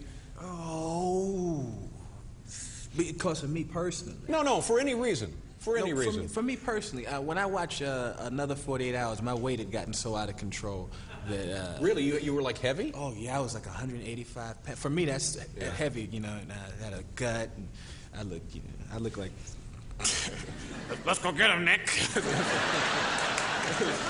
So whenever that comes on, I can't watch that. And the Beverly Hills Cop 3 is, again, cop from Detroit, going to Beverly Hills, some kind of a crime. No, it's not Beverly Hills this time. Yeah. He's at an amusement park. Amusement park that's kind of like Disneyland called Wonder World. But we had to call it Beverly Hills Cop so people knew, oh, it's the Beverly Hills Cop. Eddie's in this amusement park shooting people. Come see it. I don't know if they're going to get my $6 for that. I think we have a clip here, and I believe it is in the amusement park. But as you point out, the amusement park is not in Beverly Hills. No, it's somewhere in California. Somewhere in California. All right, and what are we going to see here? Tell folks about the clip. I think I'm saving some kids. I'm doing something very heroic. All right. You ought to see this clip. Well, now, Eddie, you gotta be a little more enthusiastic. I'm going to jump over this thing, and it's going to be something else. All right. Will you be wearing the watch in this film? No. All right, here it is. Take a look, ladies and gentlemen. Beverly Hills Cop 3, Eddie Murphy. That ain't you. No. That ain't you. Well, and my arm is still not right. I like the move there where you're on top of the gondola and you're giving it one of these. Yeah. That wasn't you, Eddie. Hey, Dave, every second of it. You getting ready to have another baby, is that right? Your wife is expecting how soon? My wife is 5 months. I saw videos already. You can get a video 5 months of a baby not even out yet. This is from the sonogram? I've seen pictures already. They're not very cute at 5 months. You can tell it was a little girl. We can tell it's a little girl, but not a lot of room up in there. So when she arrives, you will then have 3 kids? Yes. Oh, man, that's great. 3 miles and Shane. Good for you. So life is great for you. Do you have any kids? Yes, I do. Kimberly and Jennifer, the twins. How old are they? They're 10. Yeah, they're in a school in Switzerland.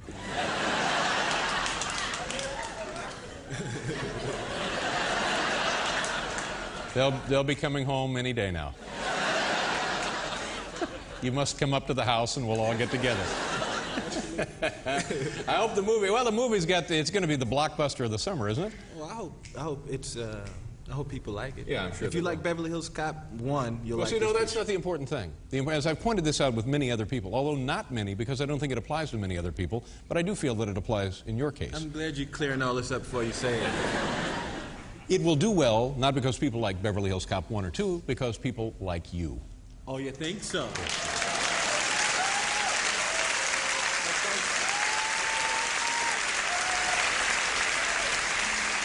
Eddie, thank you very much. Have a lovely summer. Eddie Murphy, ladies and gentlemen. We'll be right back. Yeah.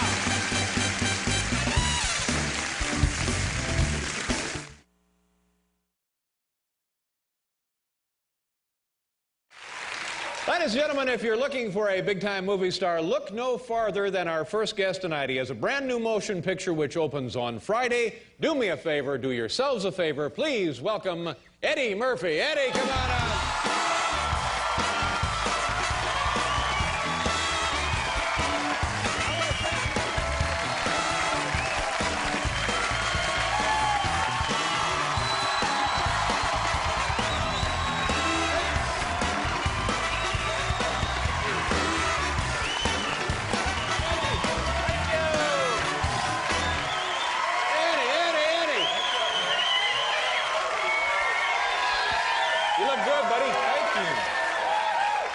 Murphy. And you walk out, and the crowd goes crazy. Oh, man. Pretty exciting, isn't it? What? Thank you. So cold. You have to. Keeps the comedy fresh that way. I know it keeps the comedy fresh, but it's so damn cold. No, it's not. It ain't that bad. It's cold. Yeah, we just saw Sparky. How old are your kids? I've got my daughter's getting ready to turn 6. My son's getting ready to turn 3. 6 years old. That's amazing to me. 6 years old. Yeah. But now you see Sparky. And my youngest daughter just turned 1. That's a good family. That's a nice group got there. A nice little troop. Good shooting. Like hitting the target. But now we see Sparky out there, wants to be a sportscaster. This is all he's ever wanted to do in his 9 years, and now he's doing it more or less. Good. Sparky. Yeah, no. It's still chewing. What were you like when you were 9 years old? Did you know what you would do? Had the notion crystallized in your head at 9 what you were going to do? I did a lot of voices, but I didn't know I wanted to one day go into show business. I was just, strange child. My mother used to say, "Who's Eddie? What voice is Eddie's voice?" Do you remember the voices? What are we talking about? Just like cartoon voices, all that. I used to do all the cartoon voices. Yeah. And you started performing, I think you first started doing stand-up comedy when you were like 15 or something. Yeah. Now, is that a good idea? Would you want one of your kids to start that early at hanging out in clubs and stuff? Yeah, I had fun, man. We used to go, I started out at a place, the first place I ever did was a youth center. But the first place they love comedy there. At Roosevelt Youth. I was 15 years old. It was a great show. I had fun that night. What kind of stuff were you doing at 15? Just booger jokes and... Yes! That was my whole act. You ever have boogers in your nose?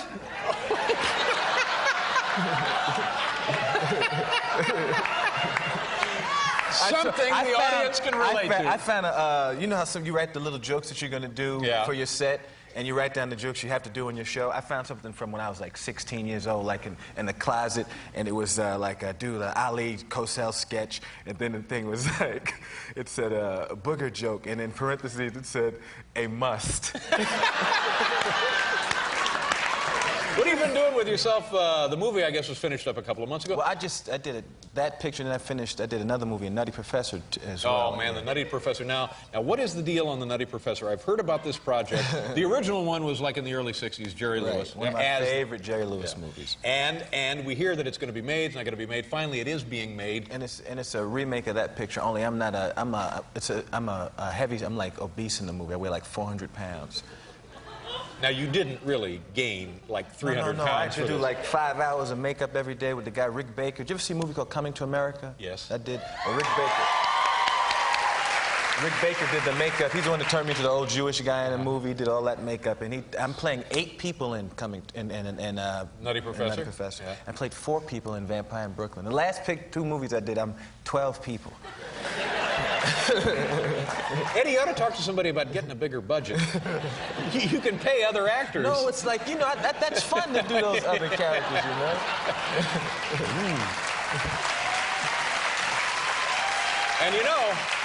And in this movie, and also I think in your last movie, my friend John Witherspoon. Oh, yeah. I want to thank you for giving this guy work. Oh, but he's so funny.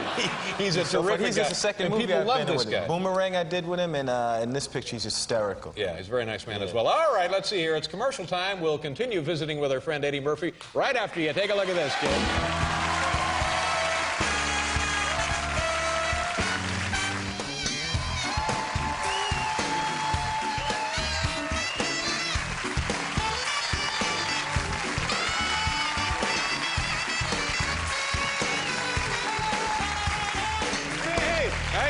Eddie Murphy is here, Michael Rappaport, and John Hyatt. Let's talk a little bit about this film, Vampire in Brooklyn. I'm told now that your family wrote the film. Your brothers actually wrote the screenplay. Yeah, my brother Charlie worked on the screenplay. That's pretty impressive. Is this what he does for a living? The guy's a screenwriter? He writes films, and he's an actor, and he does... So the whole family is very talented, and this is a story from... It's like a small version of the Wayans family. The story is something you guys knew about when you were kids and one day thought this would make a great movie, or it's a brand new idea? Well, it's a brand new idea, but I've written stuff with my brothers before. This is the first thing that we got to the screen. Yeah. And we've all been big fans of horror movies. You like being scared when you were a kid? Well, it's not that you're scared. You really like to watch the horror movies. I like to jump, and I like to go, oh, you know, I like that kind of stuff. It's not like you sit there and go, oh my God. It's not scary in as much as it's, you know, jumpy stuff. They're able to manufacture that terror in you. I mean, it's just like cause and effect, and bang, when it hits, you're out of the seat. Well, what's cool about Vampire in Brooklyn is it's not straight scary. It's like, do you ever see American Werewolf in London? That movie John Landis directed years ago. Long time ago? Yeah, and it's it mixes like it mixes horror and comedy. So it's cool because 1 second you'll be scared, and the next second something really funny is happening in Vampire in Brooklyn. And you are the vampire, and you go around biting and sucking people's necks?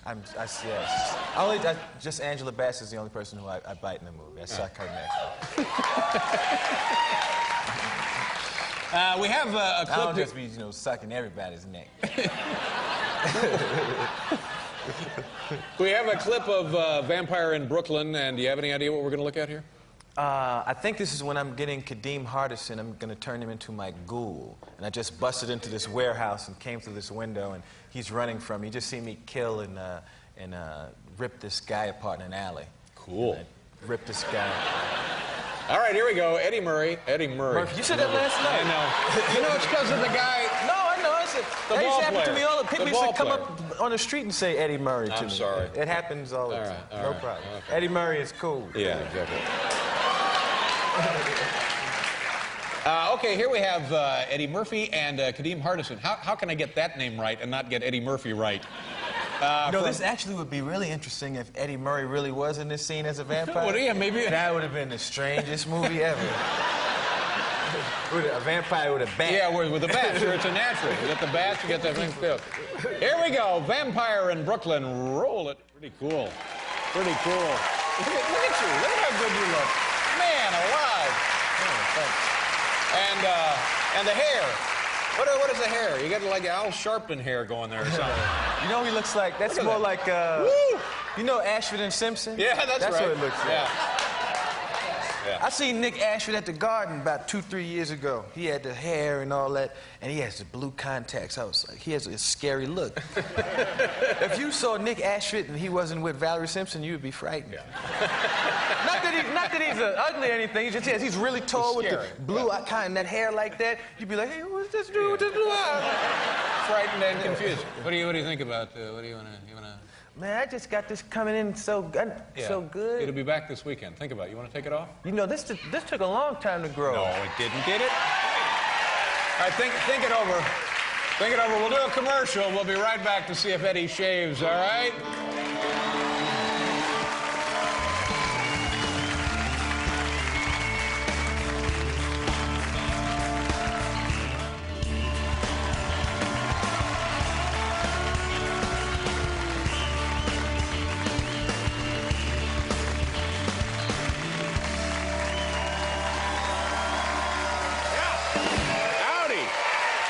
Enjoying that? Tasty, isn't it? You're flying now, aren't you, buddy? See, I see you hit every now and then. See you hit the cigar. I was like, I wonder if you get a little buzz from the cigar. Just a little something. Just a little, yeah. Ah, that's some nasty. Yeah. But it looks cool, though. Oh man, you look good. Yes, sir. I like it when, you know, my lower part of my face starts to vibrate just a little bit. You know. What do you think? You gonna take it off or not? We got the stuff. They try to get me a shave by. Got the mirror. We got the mirror. You're goofy on tobacco, and we got one of these. This will take it right off. This is. I got it coming in so good. I'm telling you, Eddie, that can't be more than like an afternoon's growth. But it makes me look, you know. You're gonna look good again by Sunday. You're gonna look just this good. You'll never know what was going on. It gives me like a, you know, here, take it like off. an older. Come on. Oh wait. Yes or no, though? Huh? Yes or no? Yeah, that's it. Yeah. That sounds like no. That sounds like no. Sounds like yes to me. The cigar. Cigar's playing tricks with your ears. There you go. There we go. See those girls? Now, see a bunch of it's girls up there going, no. Just take something. Take like just right there. No. Take that off. All right, just take this much off. No. All right, shave your head then. Do something. Here we go. Be careful.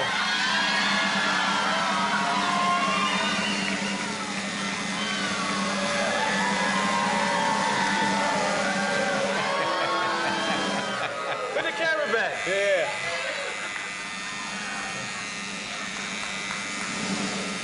Like some bizarre video from the Yeah, there we go.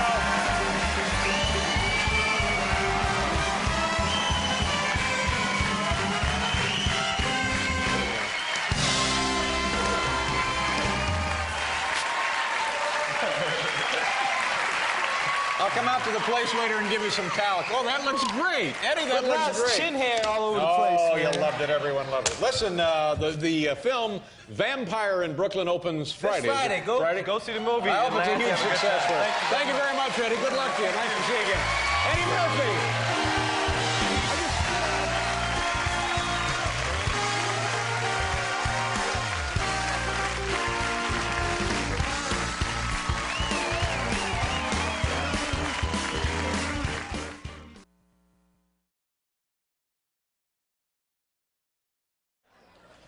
Our first guest is a bona fide big-time motion picture star, one of the funniest performers we certainly know. His new film, The Nutty Professor, opens in June, and it looks like it's going to be one of those huge summer blockbusters. Ladies and gentlemen, here he is, Eddie Murphy. Eddie!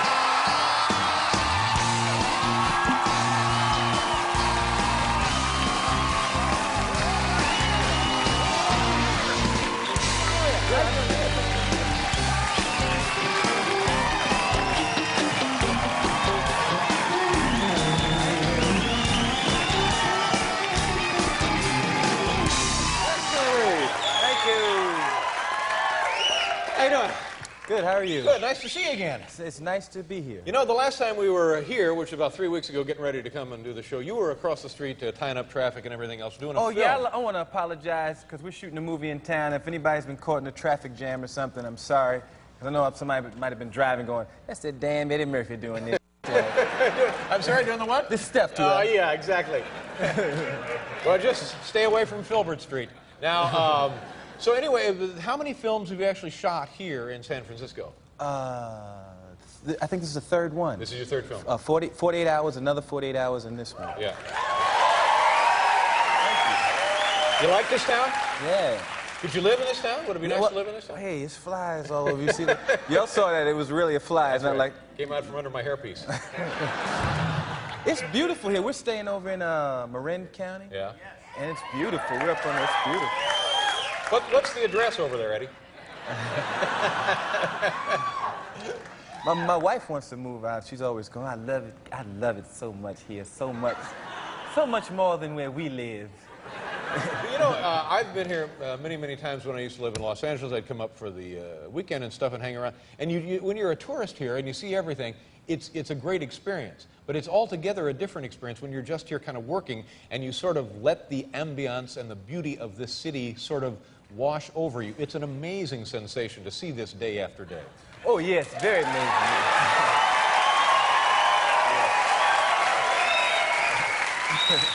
That's what I was going to say. No, come on, I'm serious. I was going to say the exact same thing you just said. Yeah. No offense, but it doesn't happen that way in Newark. You know, Newark's a fine town. I'm not in Newark. Nobody's Newark. We're just saying Newark. I'm in Inglewood. Or Muncie, Indiana. You know, it's a whole different deal. But you know, Jersey is kind of nice. Oh, Jersey is beautiful. Don't get me wrong. Hey, Jersey. People are like, Jersey? What is the film that you're in town working on now? I'm doing a movie called Metro. Metro, and I'm a hostage negotiator. Uh-huh. And I'm in a movie with an actor named Michael Wincott, who's the villain, who's a very, very good actor. And Michael Rappaport. It's being directed by Thomas Carter, and I can't wait till you see this one. You're going to love it. Tell me about the Nutty Professor. Now, this is something I've heard about for like 10 years. They're going to make another Nutty Professor. It's coming out. Jerry Lewis is going to be in it. Eddie Murphy's going to be in it. Joe Piscopo is going to be in it. We're making another Nutty Professor. Martin Short. It was going to That's be a bunch right. of different people. This is a movie you hear a lot about for the last 10 years. And it finally came together. And it's pretty funny. How did it come together? Well, instead of playing like, you know how Jerry Lewis's character in the movie was like this goofy guy, this nerdy guy? Right. We made the story like contemporary. We took the guy and made him like, he's 400 pounds, he has a weight problem. And the movie now is about how we're obsessed with looking a certain way. And this is a guy who's 400 pounds who just wants to find a girl to love him for who he is and all that kind of stuff. And he's in a laboratory, comes up with something that helps him lose weight for short periods of time. So he's leading like this double life, and his stuff wears off at the worst moments. You get the picture. It's very funny. So, and Jada Pinkett is in it with me, and it was directed by Tom Shadyac, and you're gonna love it. And is Jerry himself the original Nutty Jerry Professor? was on the road doing, what was that play? Damn Yankees. Right. Now, you get along well with Jerry? Do you have a relationship with the guy? No, he hosted Saturday Night Live once, and right. I just met him then. I never really hung out with him. He's like 70, man, you know. No, you know, you can still get along with a guy who's 70. Well, you know, like we could hang out. We don't you can hang out with a 70-year-old. Me and Jerry Lewis? Well, you're kind of close here tonight, actually. All right, you want to take a look at a clip here now? All right, let's do the commercial. Yeah, we got a clip, and then we'll do the commercial, then we'll show the clip of the Nutty do the Professor. commercial first, so that'd be fresh and have a snack before you see the God clip. bless you, Newark. We'll be right back.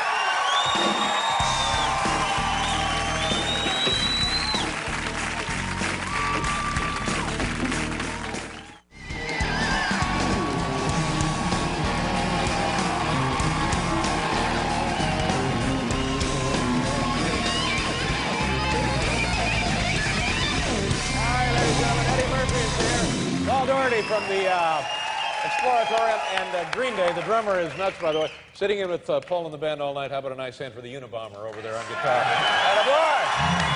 Yeah! Did not think it's we could another booking coup. Oh, yeah, we got it. Eddie, let me ask you a question about your hair. I've never seen it like that before. How long does that take? How do you get it to look that way? What exactly is that? Is that something new? Is that something different? I'm growing dreads. I'm gonna let my dreads grow. Right. And they will just stay like that and continue to get longer and longer? Long, like Medusa. Like this guy. See how his hair is? Yeah, Wally? See, this is how... Wally, may we see your hair, please? Eventually... Wally Collins, ladies and gentlemen, bringing his hair as a... This is how it's... All right, get out, Wally. Get out. Get out. That's enough of the hair, Wally. Thank you very much. This is how it starts, and you let it grow out. Yeah, all right. All right, now back... yeah, okay. Well, I don't know what else to say, you know? You want to say something nice about my hair? You got nice hair, Yeah, man. I've got the middle-aged white guy hair. That's what I got. Let's take a look at the Nutty Professor. And by the way, I saw this afternoon. This is unbelievable. When people see this, it's going to just pack the theaters. Oh, I'm glad you... Don't you think so, because of the effect we're talking about? I think it's very funny, and it's not like anything that I've done before. Yeah, that's... I played like 7 people in this movie, and the same guy did my makeup for Coming to America, Rick Baker. He turned me into this 400... Yeah, he turned me into this 400-pound guy, and you see, it's a trick. All right, let's take a look. Here we go. Eddie Murphy in the Nutty Professor. Watch closely. How do you do that? Yeah, man. How do they do that? Like 5 hours of makeup. Every day we had to go through 5 hours of makeup. Yeah, but it's more than makeup. It's stuff. It's they got it's like a surgical rubber that they use. It's actually the kind of rubber that they use for people if they have like a colostomy bag or something. They take it and mold it. They mold it into like, and they put it on. They glue it on, and yeah. Questions? I'm sorry I asked for 100, Alex. But you know, the other thing comes to mind when you're doing that, and you say it takes 4 hours to get into makeup every day to make this film. Why don't you just hire a big tubby guy who looks a little like you? No, because it was fun to just. I like doing that other character stuff. That's the most fun I have is when I'm doing that kind of stuff. And the voice goes perfectly with what you see there. Thank you. Yeah, you're quite welcome. Right. You know, I myself. I can empathize with this because there was a time in my life when I didn't weigh 165, 170. There was a time in my life when I, too, had kind of a weight problem. Roll the videotape. This is me. Look at that.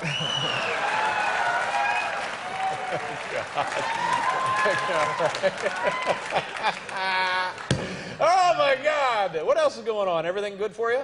Everything is good. The family is good? Yeah, watching my kids get big and cooling out. Good for you. Making one big-time movie after another. Yeah, When do you finish up shooting here in San Francisco? July 1st. Then it's back to Jersey. You're going back and you take the summer off then? Yeah. And the Nutty Professor opens again in June 28th. I hope it's a huge hit for you, Eddie. Thank you very much. Good to see you. Thank you very much for coming by. Eddie Murphy. We'll be right back with Paul Doherty.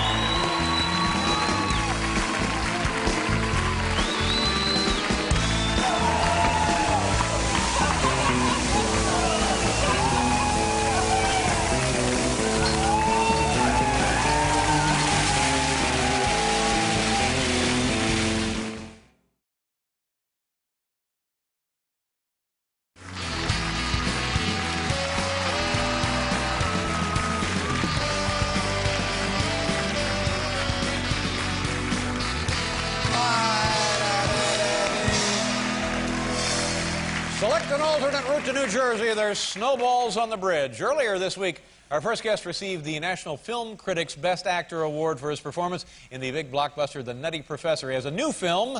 It opens January 17th. It's entitled Metro. Ladies and gentlemen, here he is, Eddie Murphy. Eddie.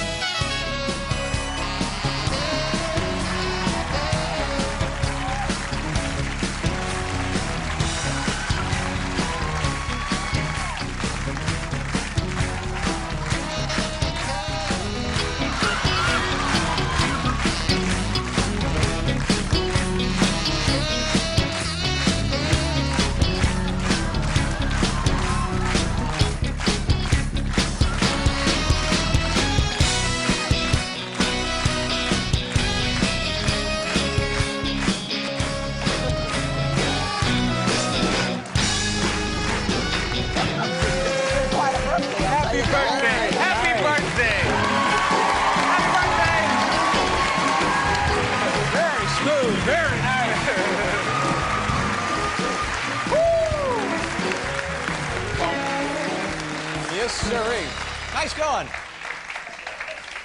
How you doing? Happy birthday. Hello, Dave. Happy New Year. Happy New Year. What'd you do New Year's Eve? Anything cool? Absolutely nothing. My daughter had chicken pox. I had a chicken pot New Year.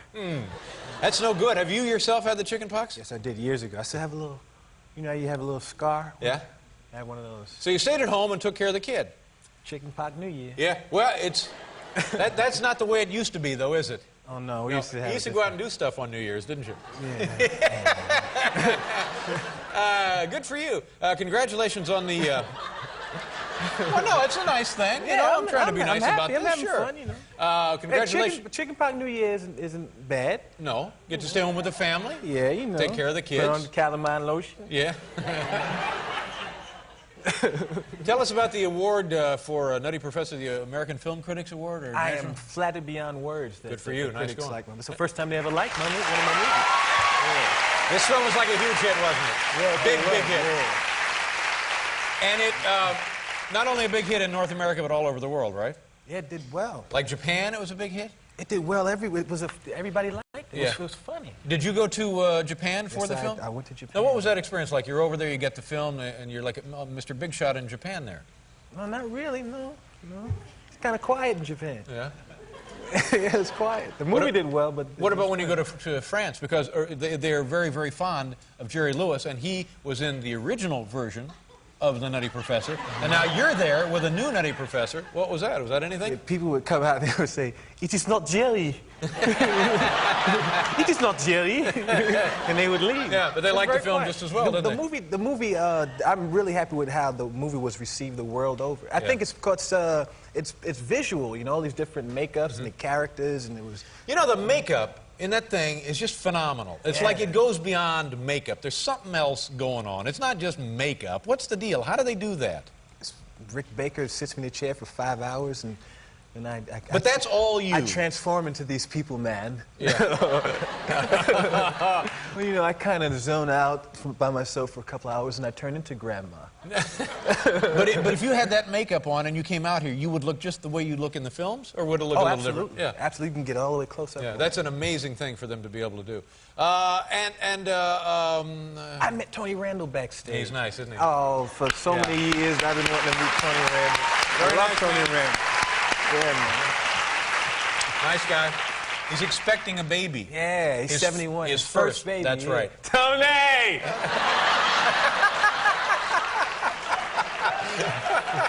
He's cool. Tony has a little hat on. He's cooling out. Ready for business. Yeah, man. When you look at these scripts, and I probably asked you this before. See, I don't make movies. I was in Cabin Boy. Thank you very much. So when you're looking at a script, and you must get like a dozen a week or whatever, you get 9 a week, 1 a week, I don't know, you get a lot of scripts. When you're reading the script, how do you know that this movie is going to be something that is good for you and you will be good for the movie? Because, you know, how do you really know when you're looking at it? You don't know till the movie comes out. Well, that's a very scary thing to be doing. Yeah, well, I don't know. I can look at a script and tell if I would have fun doing it. Right. You know?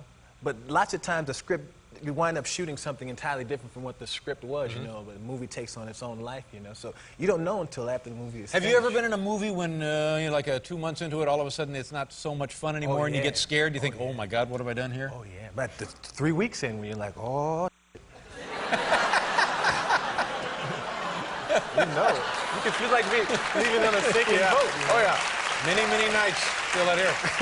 You know, Eddie, the last time we saw you, you were nice enough to come see us up in San Francisco. I'm telling you, what a great place that is, huh? Yeah, man. We shot Metro. The last movie That's I right. did was in And when we were there that week, there was a great deal of controversy about you. But the one I'm talking about was you had shut down the city and nobody could drive anywhere in San Francisco. Oh, yeah, because we shot this big sequence on where it was and you would periodically have to apologize to the city of San Francisco. I'm sorry, you can't leave your homes. We're making a movie. Did they really do that? I didn't have to do that. Wasn't. Oh, yeah, maybe it's something I made up. Yeah, I didn't know. It wasn't that bad. It wasn't that. I haven't been feeling that well lately. Oh, incidentally. Yeah. The funniest moment this season is when you spray. Did Richard Simmons know you were going to spray him with that thing? Does he have a clue about anything? God. That was the funniest. I let 2 drops of pee came out of that.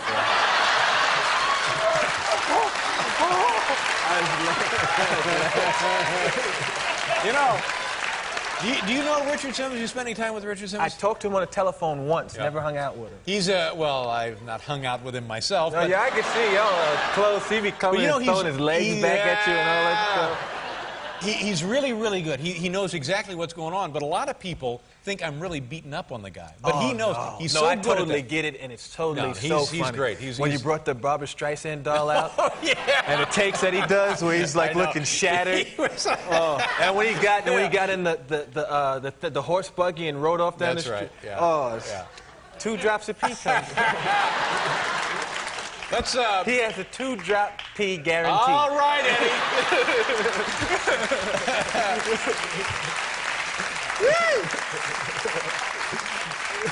So let's talk about the film that you were making in San Francisco, Metro, and you're a cop, and what else? I'm a hostage negotiator. Right. In Metro. Now, is this different from like the Beverly Hills Cop Very movies? much so, because there's no wisecracking in it. You know, you can't. Oh, it's not a comedy? Well, it has comedy in it, but it's comedy that's in keeping with what would happen in the real world. It's not like this character's not like Axel Foley's like a bigger-than-life character, and they talking fast and characters and stuff. This guy's like a real person, you know. So the comedy comes out of the script, the drama, the situation. Yeah, exactly. You can't you can't be saving people doing wisecracks. People get killed. You know.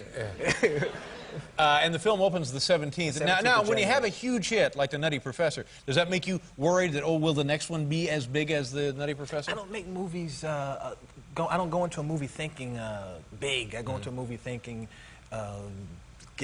Interesting story. Let's make a movie. And stretching as an actor and doing something. And it was important for me to do something on the other side of the planet, so far away from Nutty Professor. After I did Nutty Professor, I wanted to do something really hard and really gritty and tone and streety. And you know who else? I know nothing about movies, except I know this one thing about somebody who has that very same philosophy, who had that very same philosophy. That was Alfred Hitchcock's philosophy about making movies. You know, he didn't care if they were hits. He just said, something interesting, I'll make it. I feel a kinship to Alfred Hitchcock. But I never discussed it on television before. Many times I would watch Alfred Hitchcock and I say, I am Alfred Hitchcock. And he would say, good evening. I would say, good evening. He talked right back to her. Hello, me. Let's take a look at the clip here. It's Metro. Who else is in the film?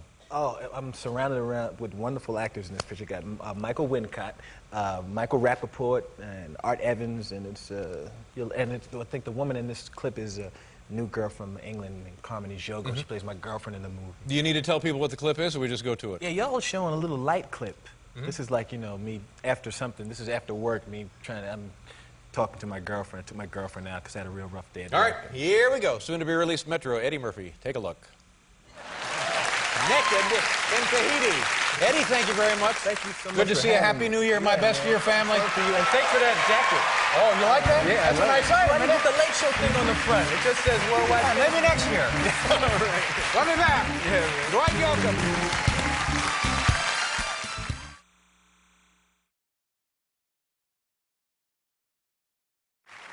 This is something pretty good. You folks are here on a good night. I know it'd be hard to prove so far. Well. Our first guest is Academy Award-nominated actor whose films have made an astonishing $6 billion. He stars as the voice of Donkey in the new animated film Shrek Forever After. It opens May 21st. Eddie Murphy, ladies and gentlemen.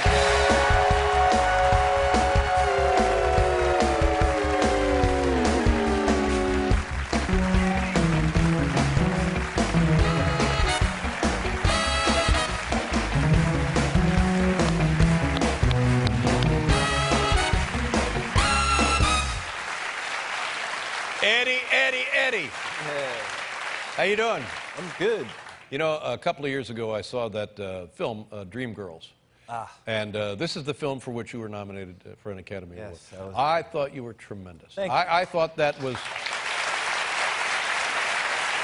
Thank you, yeah. We went to see the movie, and then you come on, and then it was like, oh my God, he's stealing the movie. And of course, except for, you know, Jennifer Hudson. Oh, yeah, of course. Yeah. But, I mean, But, I mean, I thought there we saw the real Eddie Murphy. I mean, the real me. Yeah, you can act, you can sing, you're getting it done, my friend. That was a fun movie. I got to do a lot of different stuff. But that wasn't me. That's not the real me. That's not the real I've you? never been the real me ever on screen. Well, what is the real you, for God's sakes? I'm nothing like any of the people in the movies. Really? But now, I've known you since you were a kid. You started like 30 years ago, right? I started at 18, 19 on Saturday Night Live. So that's right. Yeah, it's been 30 years. So 30 years.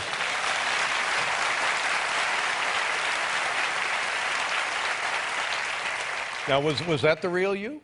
That was the real me. Yeah. And how did you get into comedy? I'm sure we've had this conversation before, but it's been such a long time since I've seen you. I was always a kid that did voices and was funny and stuff. And remember when the Gong Show was out? Yep. Okay, with the Gong Show, all the bars started having Gong Show nights. So I went up to one of these Gong Show nights. That's where I kind of got started. As a kid, and you said they put you on stage. What did you do when you were on stage? I did all of Richard Pryor's material. Well, you can't go wrong there. But I would say it was a tribute. It's a tribute to Richard.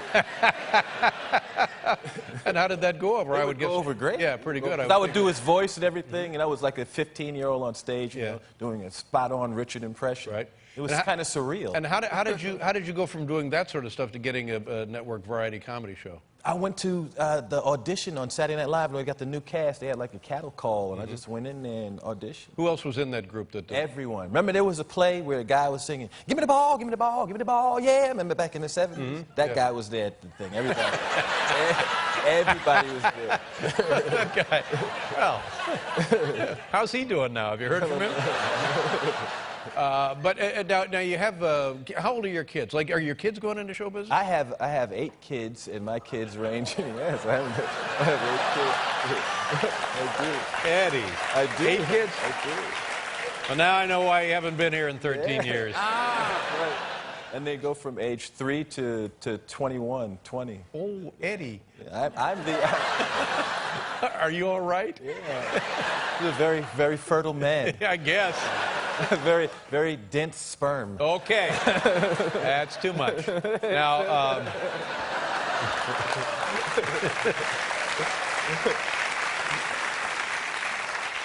so, do they want to go into show business, any of these kids? Some of them, you know, but you never know with the kids. For a little while, they be into something, they're on to something else. Yeah. You know. Do you have the energy to be out there mixing it up with the kids?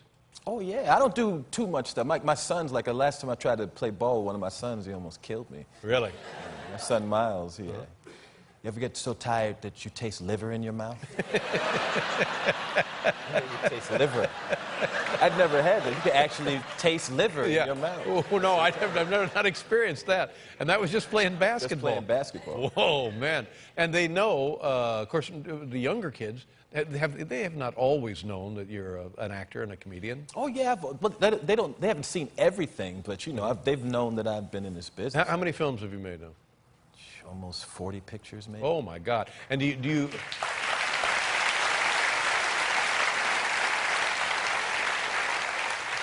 You take them.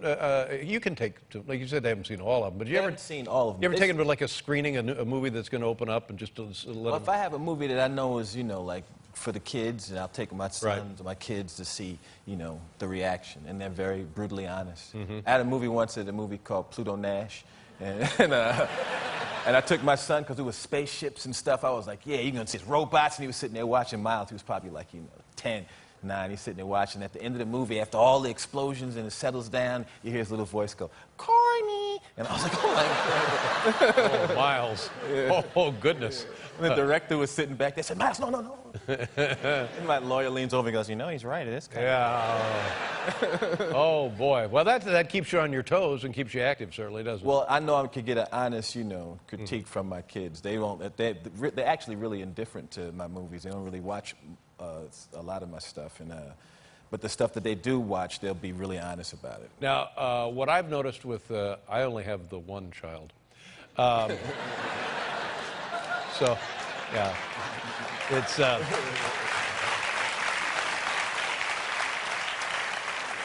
I've been using a thinner. A thinner.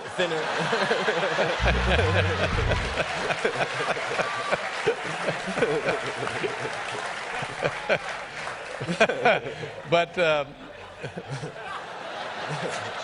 from very early on, my objective every day is to make him laugh some way, and I don't care how it is, what it is. That's all I'm driven to do. Do you still have that dynamic with your kids? I find that my kids make me laugh so much. How old is your son? 6. Yeah, see, my kid, the older they get, they make you laugh more and more.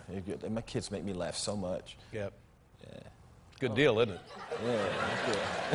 Yeah. Eddie Murphy is here. We'll be right back, everybody.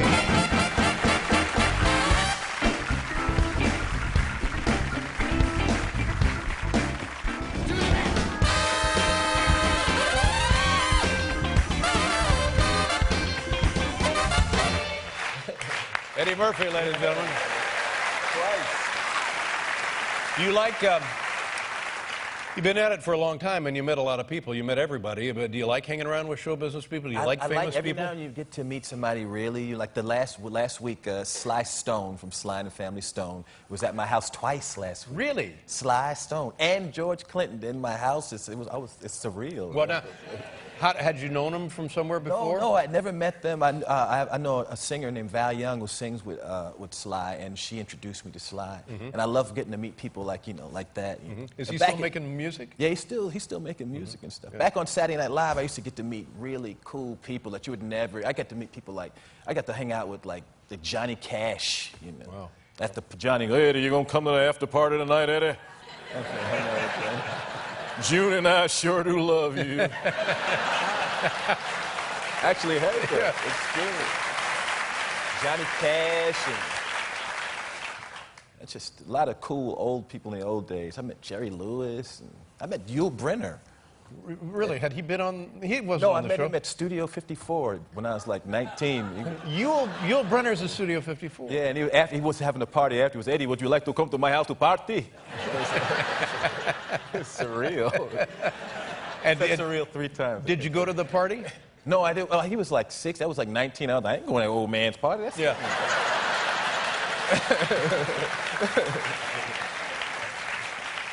And you're, well, I just turned 63, and you're about to turn 50. I just turned 49. I'll be 50 next year. Oh, so you got a ways to go. Yeah, it's creeping up, though. Yeah, but you know, you still look like a kid to me. Has your life changed because of your age or not? Oh, it's changed drastically. Really? My age, yeah. Yeah, a lot of things is different, especially like being single this age now. Because when I used to go out in the old days, you know, I was the cool dude in the club with my glasses on in the corner. And you can't do that when you're 49, you got your glasses on in the corner, you look kind of creepy. It's like...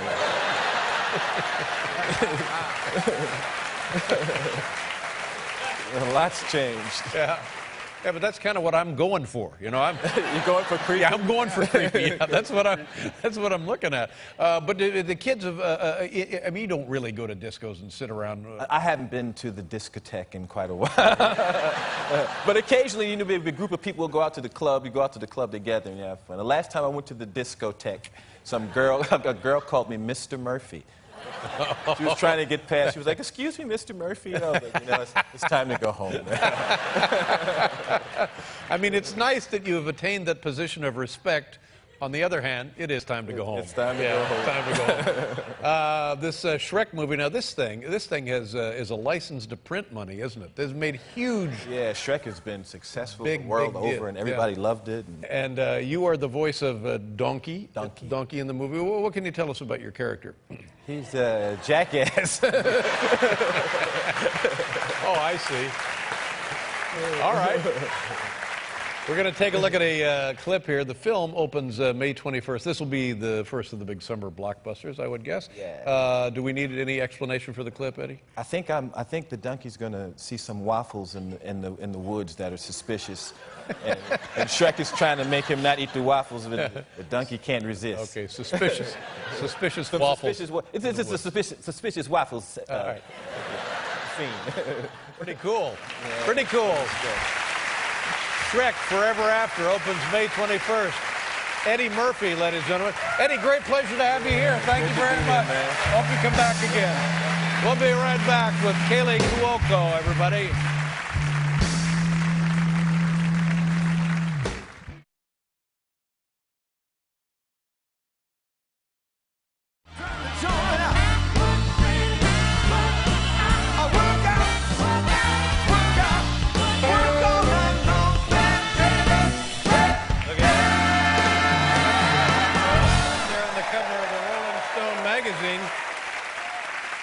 He is an Academy Award-nominated actor, a very funny man, and he's in a brand new motion picture entitled Power Heist. It opens November 4th. Ladies and gentlemen, here's Eddie Murphy. Eddie, come on up.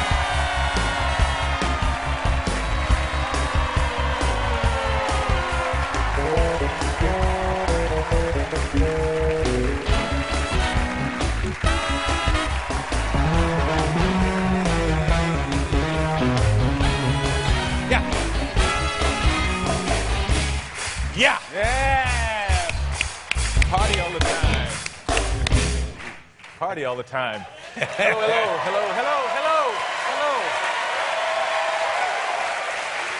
I want to show something there. This is from 1983. Uh-oh. No, hey, no. Come on, man. No, we're good. Look at this. Come on. Now we're getting somewhere. Yeah. I remember that guy. Yeah. I remember him. How many of those leather outfits do you have? I had a bunch of them, all different types, but not anymore. Where are they now? Some of them are in storage, and that one's been ripped apart. Keenan Ivory Wayans ripped that apart one night on a dare. We went out to the club. I dared him to wear that out to the club. And he ripped it out up in the club one night.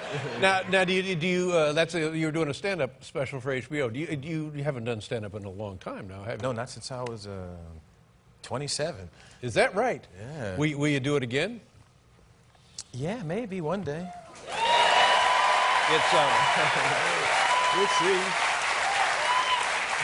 You don't do stand-up anymore, do you? I never really did it. I tried it, but I tell you, it's so much work. That's a lot of deterrent. work. That's why I haven't been back and done it yet, because you have to go to the club and hang out at the clubs for That's a year. right. You got to write, and it's not easy. Well, for some people, I think it comes pretty easily. For me, it never came easily. Was it easy for you to accumulate material? Yeah, and you know, the same stuff that would happen that would wind up being on stage still happens. I still, get an idea and just don't go to the club and try it out. But I still say funny stuff around the house. The checks are smaller when you say it around the house than when you go out on the road. A little bit. Yeah. I don't know if you told this story one time when you were on the old show at NBC. It's a tremendous story. It was your first season at Saturday Night Live, and you, I guess on the way home or during that period of time, you saw something on a car that you liked in a parking lot or something. No. So I stole some hubcaps. Yeah, that's it. Yeah. But it's not like what happened was I used to have to take the train into the city. One of my first year at SNL, I would take the Long Island Railroad into the city, and when I came, and I would park in Freeport. Right. And I had a car with nice hubcaps on. I came back one night, and my hubcaps were gone, and I took somebody else's hubcap. But I was on TV already, and I was still popping up there.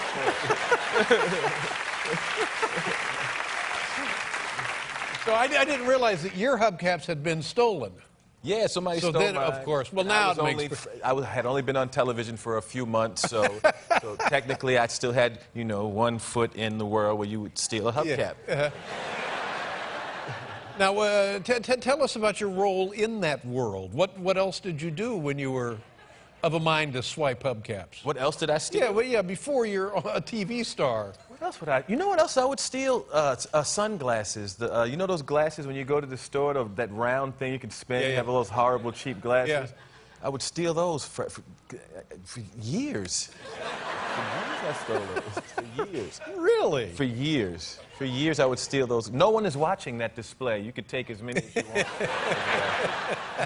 I think, as it turns out, they were free. I think they were complimentary. Thanks for shopping. Have some sunglasses. But you couldn't do that kind of thing today. I mean, the security is completely different. And it'd give steal you some sunglasses? I wouldn't take the chance now. Eddie Murphy caught stealing sunglasses. That's just ugly. And then at some point you gave up a life of crime, obviously. Yes. Yeah. I stopped stealing the glasses and the hubcaps, and I'm on the straight and narrow since then. Yeah, but who was in the original cast with you at the time when you were stealing stuff? Me, Joe Piscopo, right. Gilbert Godfrey, Ann Risley, Gail Mathias, Charlie Rocket, the late Charlie Rocket, Denny Dillon, and I think that's it. Do you stay in touch with any of these people? You cross paths with them ever? Every now and then you'll see somebody at some function, you'll see, but I really hang out with anyone. Yeah. There's a scene in this movie that's sort of reminiscent of you stealing sunglasses. Where? In the when you say to the guys, if you're really in this, you got to prove to me. That yes. Yeah. So you I send them on a little crime test to see if they can, Had you ever worked with Ben Stiller before? Never, but I wanted to. I'm a fan of his. I think he's really funny. Yeah, and also in the Broderick Crawford. I know that's not his name. Matthew Broderick. Yeah, I can't. I'm sorry. It's me.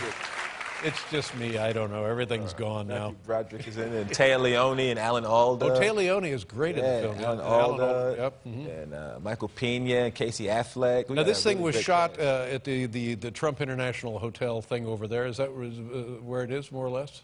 Well, no, it's not in the Trump International. This thing over here, the International Hotel. Did we shoot it in that hotel? Yeah. I don't think we shot it in his hotel, did we? Were we in Trump's hotel? I just knew we were in a big building. I didn't know whose building we were in. Yeah. Was it? I was told that Donald Trump, whether it was his building or not, was always hanging around. I guess it doesn't need to be his building for him to be hanging around. Well, he's always welcome. Always welcome. Yeah, but you don't remember him being over there? No. Would it kill you to play along and make something up?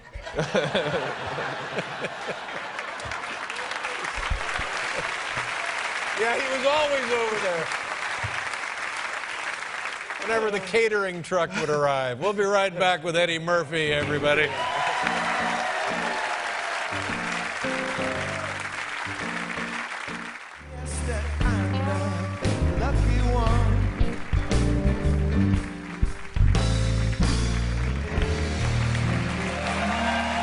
Yeah, buddy.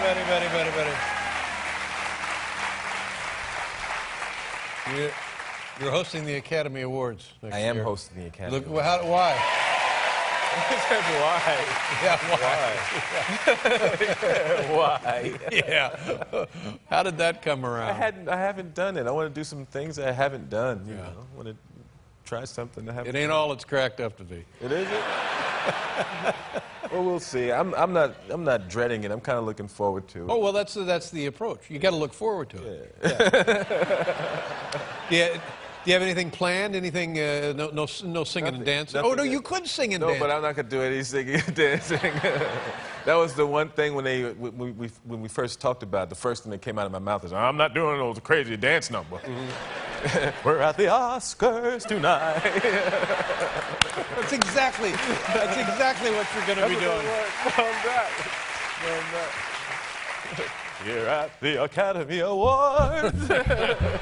You were tremendous in that in the Dreamgirls movie. Just tremendous in it. Yeah, thank you. You should do that. Actually come out and do a big Dreamgirls. You should do number. that and come out and just kill them. Just drop them dead. Just come out, do a split. Just frighten them. Yeah. Get them all worked up. Your movies have made $7 billion. Holy Lord crap. have mercy. Wow, man. Let's run down some of them. 48 Hours. Yeah.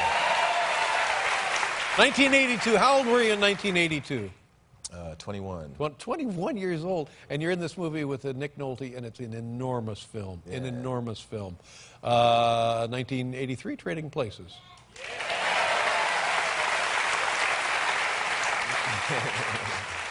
Somebody told me that later you put John Landis, the director, in a headlock. Is that true? You choked him out? Oh, we had a little scrap on the set of Coming to America, but that was years ago. Right. And now we love each other tremendously. How long was he out? I don't know. I don't know if he ever lost consciousness. I mean, like completely. He's just slightly dizzy.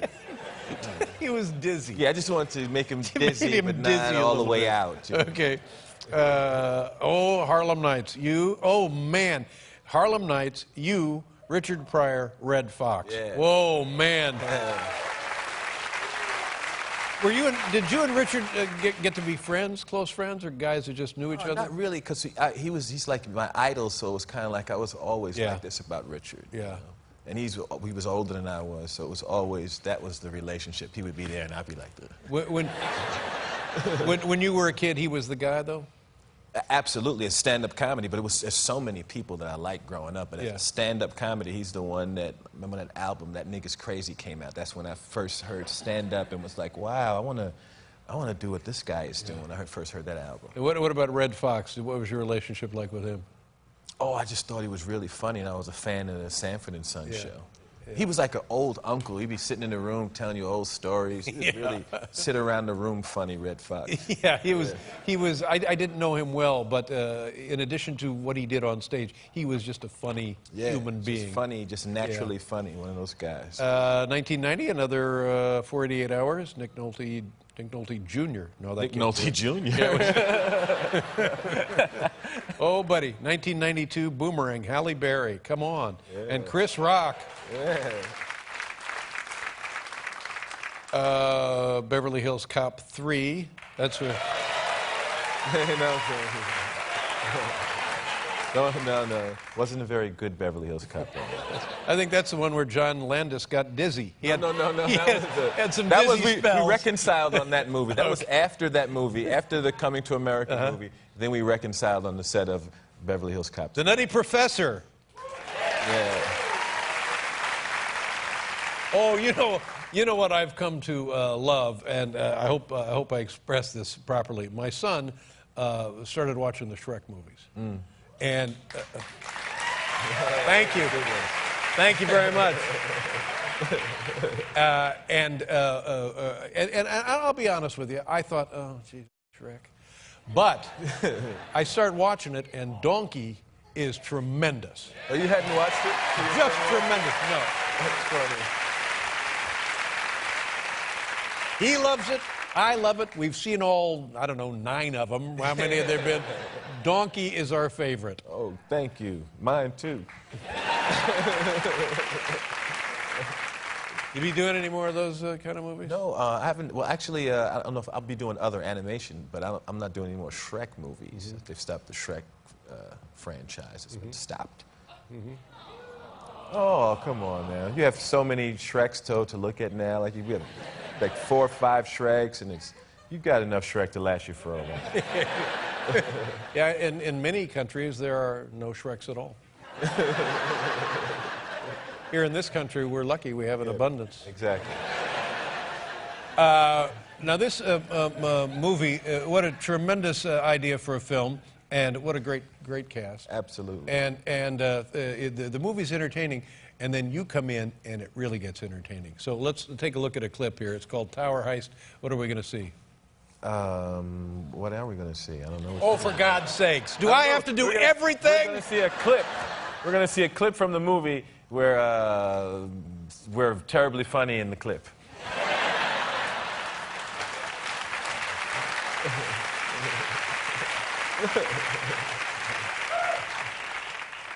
Eddie, you're not even trying. If you keep this up, you're going to end up stealing hubcaps. Okay, Tower Heist. Let's take a look. Yeah. Eddie Murphy, ladies and gentlemen, the Tower Heist, November 4th. Good to see you again. Always. Come back every now and then. Thank you very much. We'll be right back, everybody.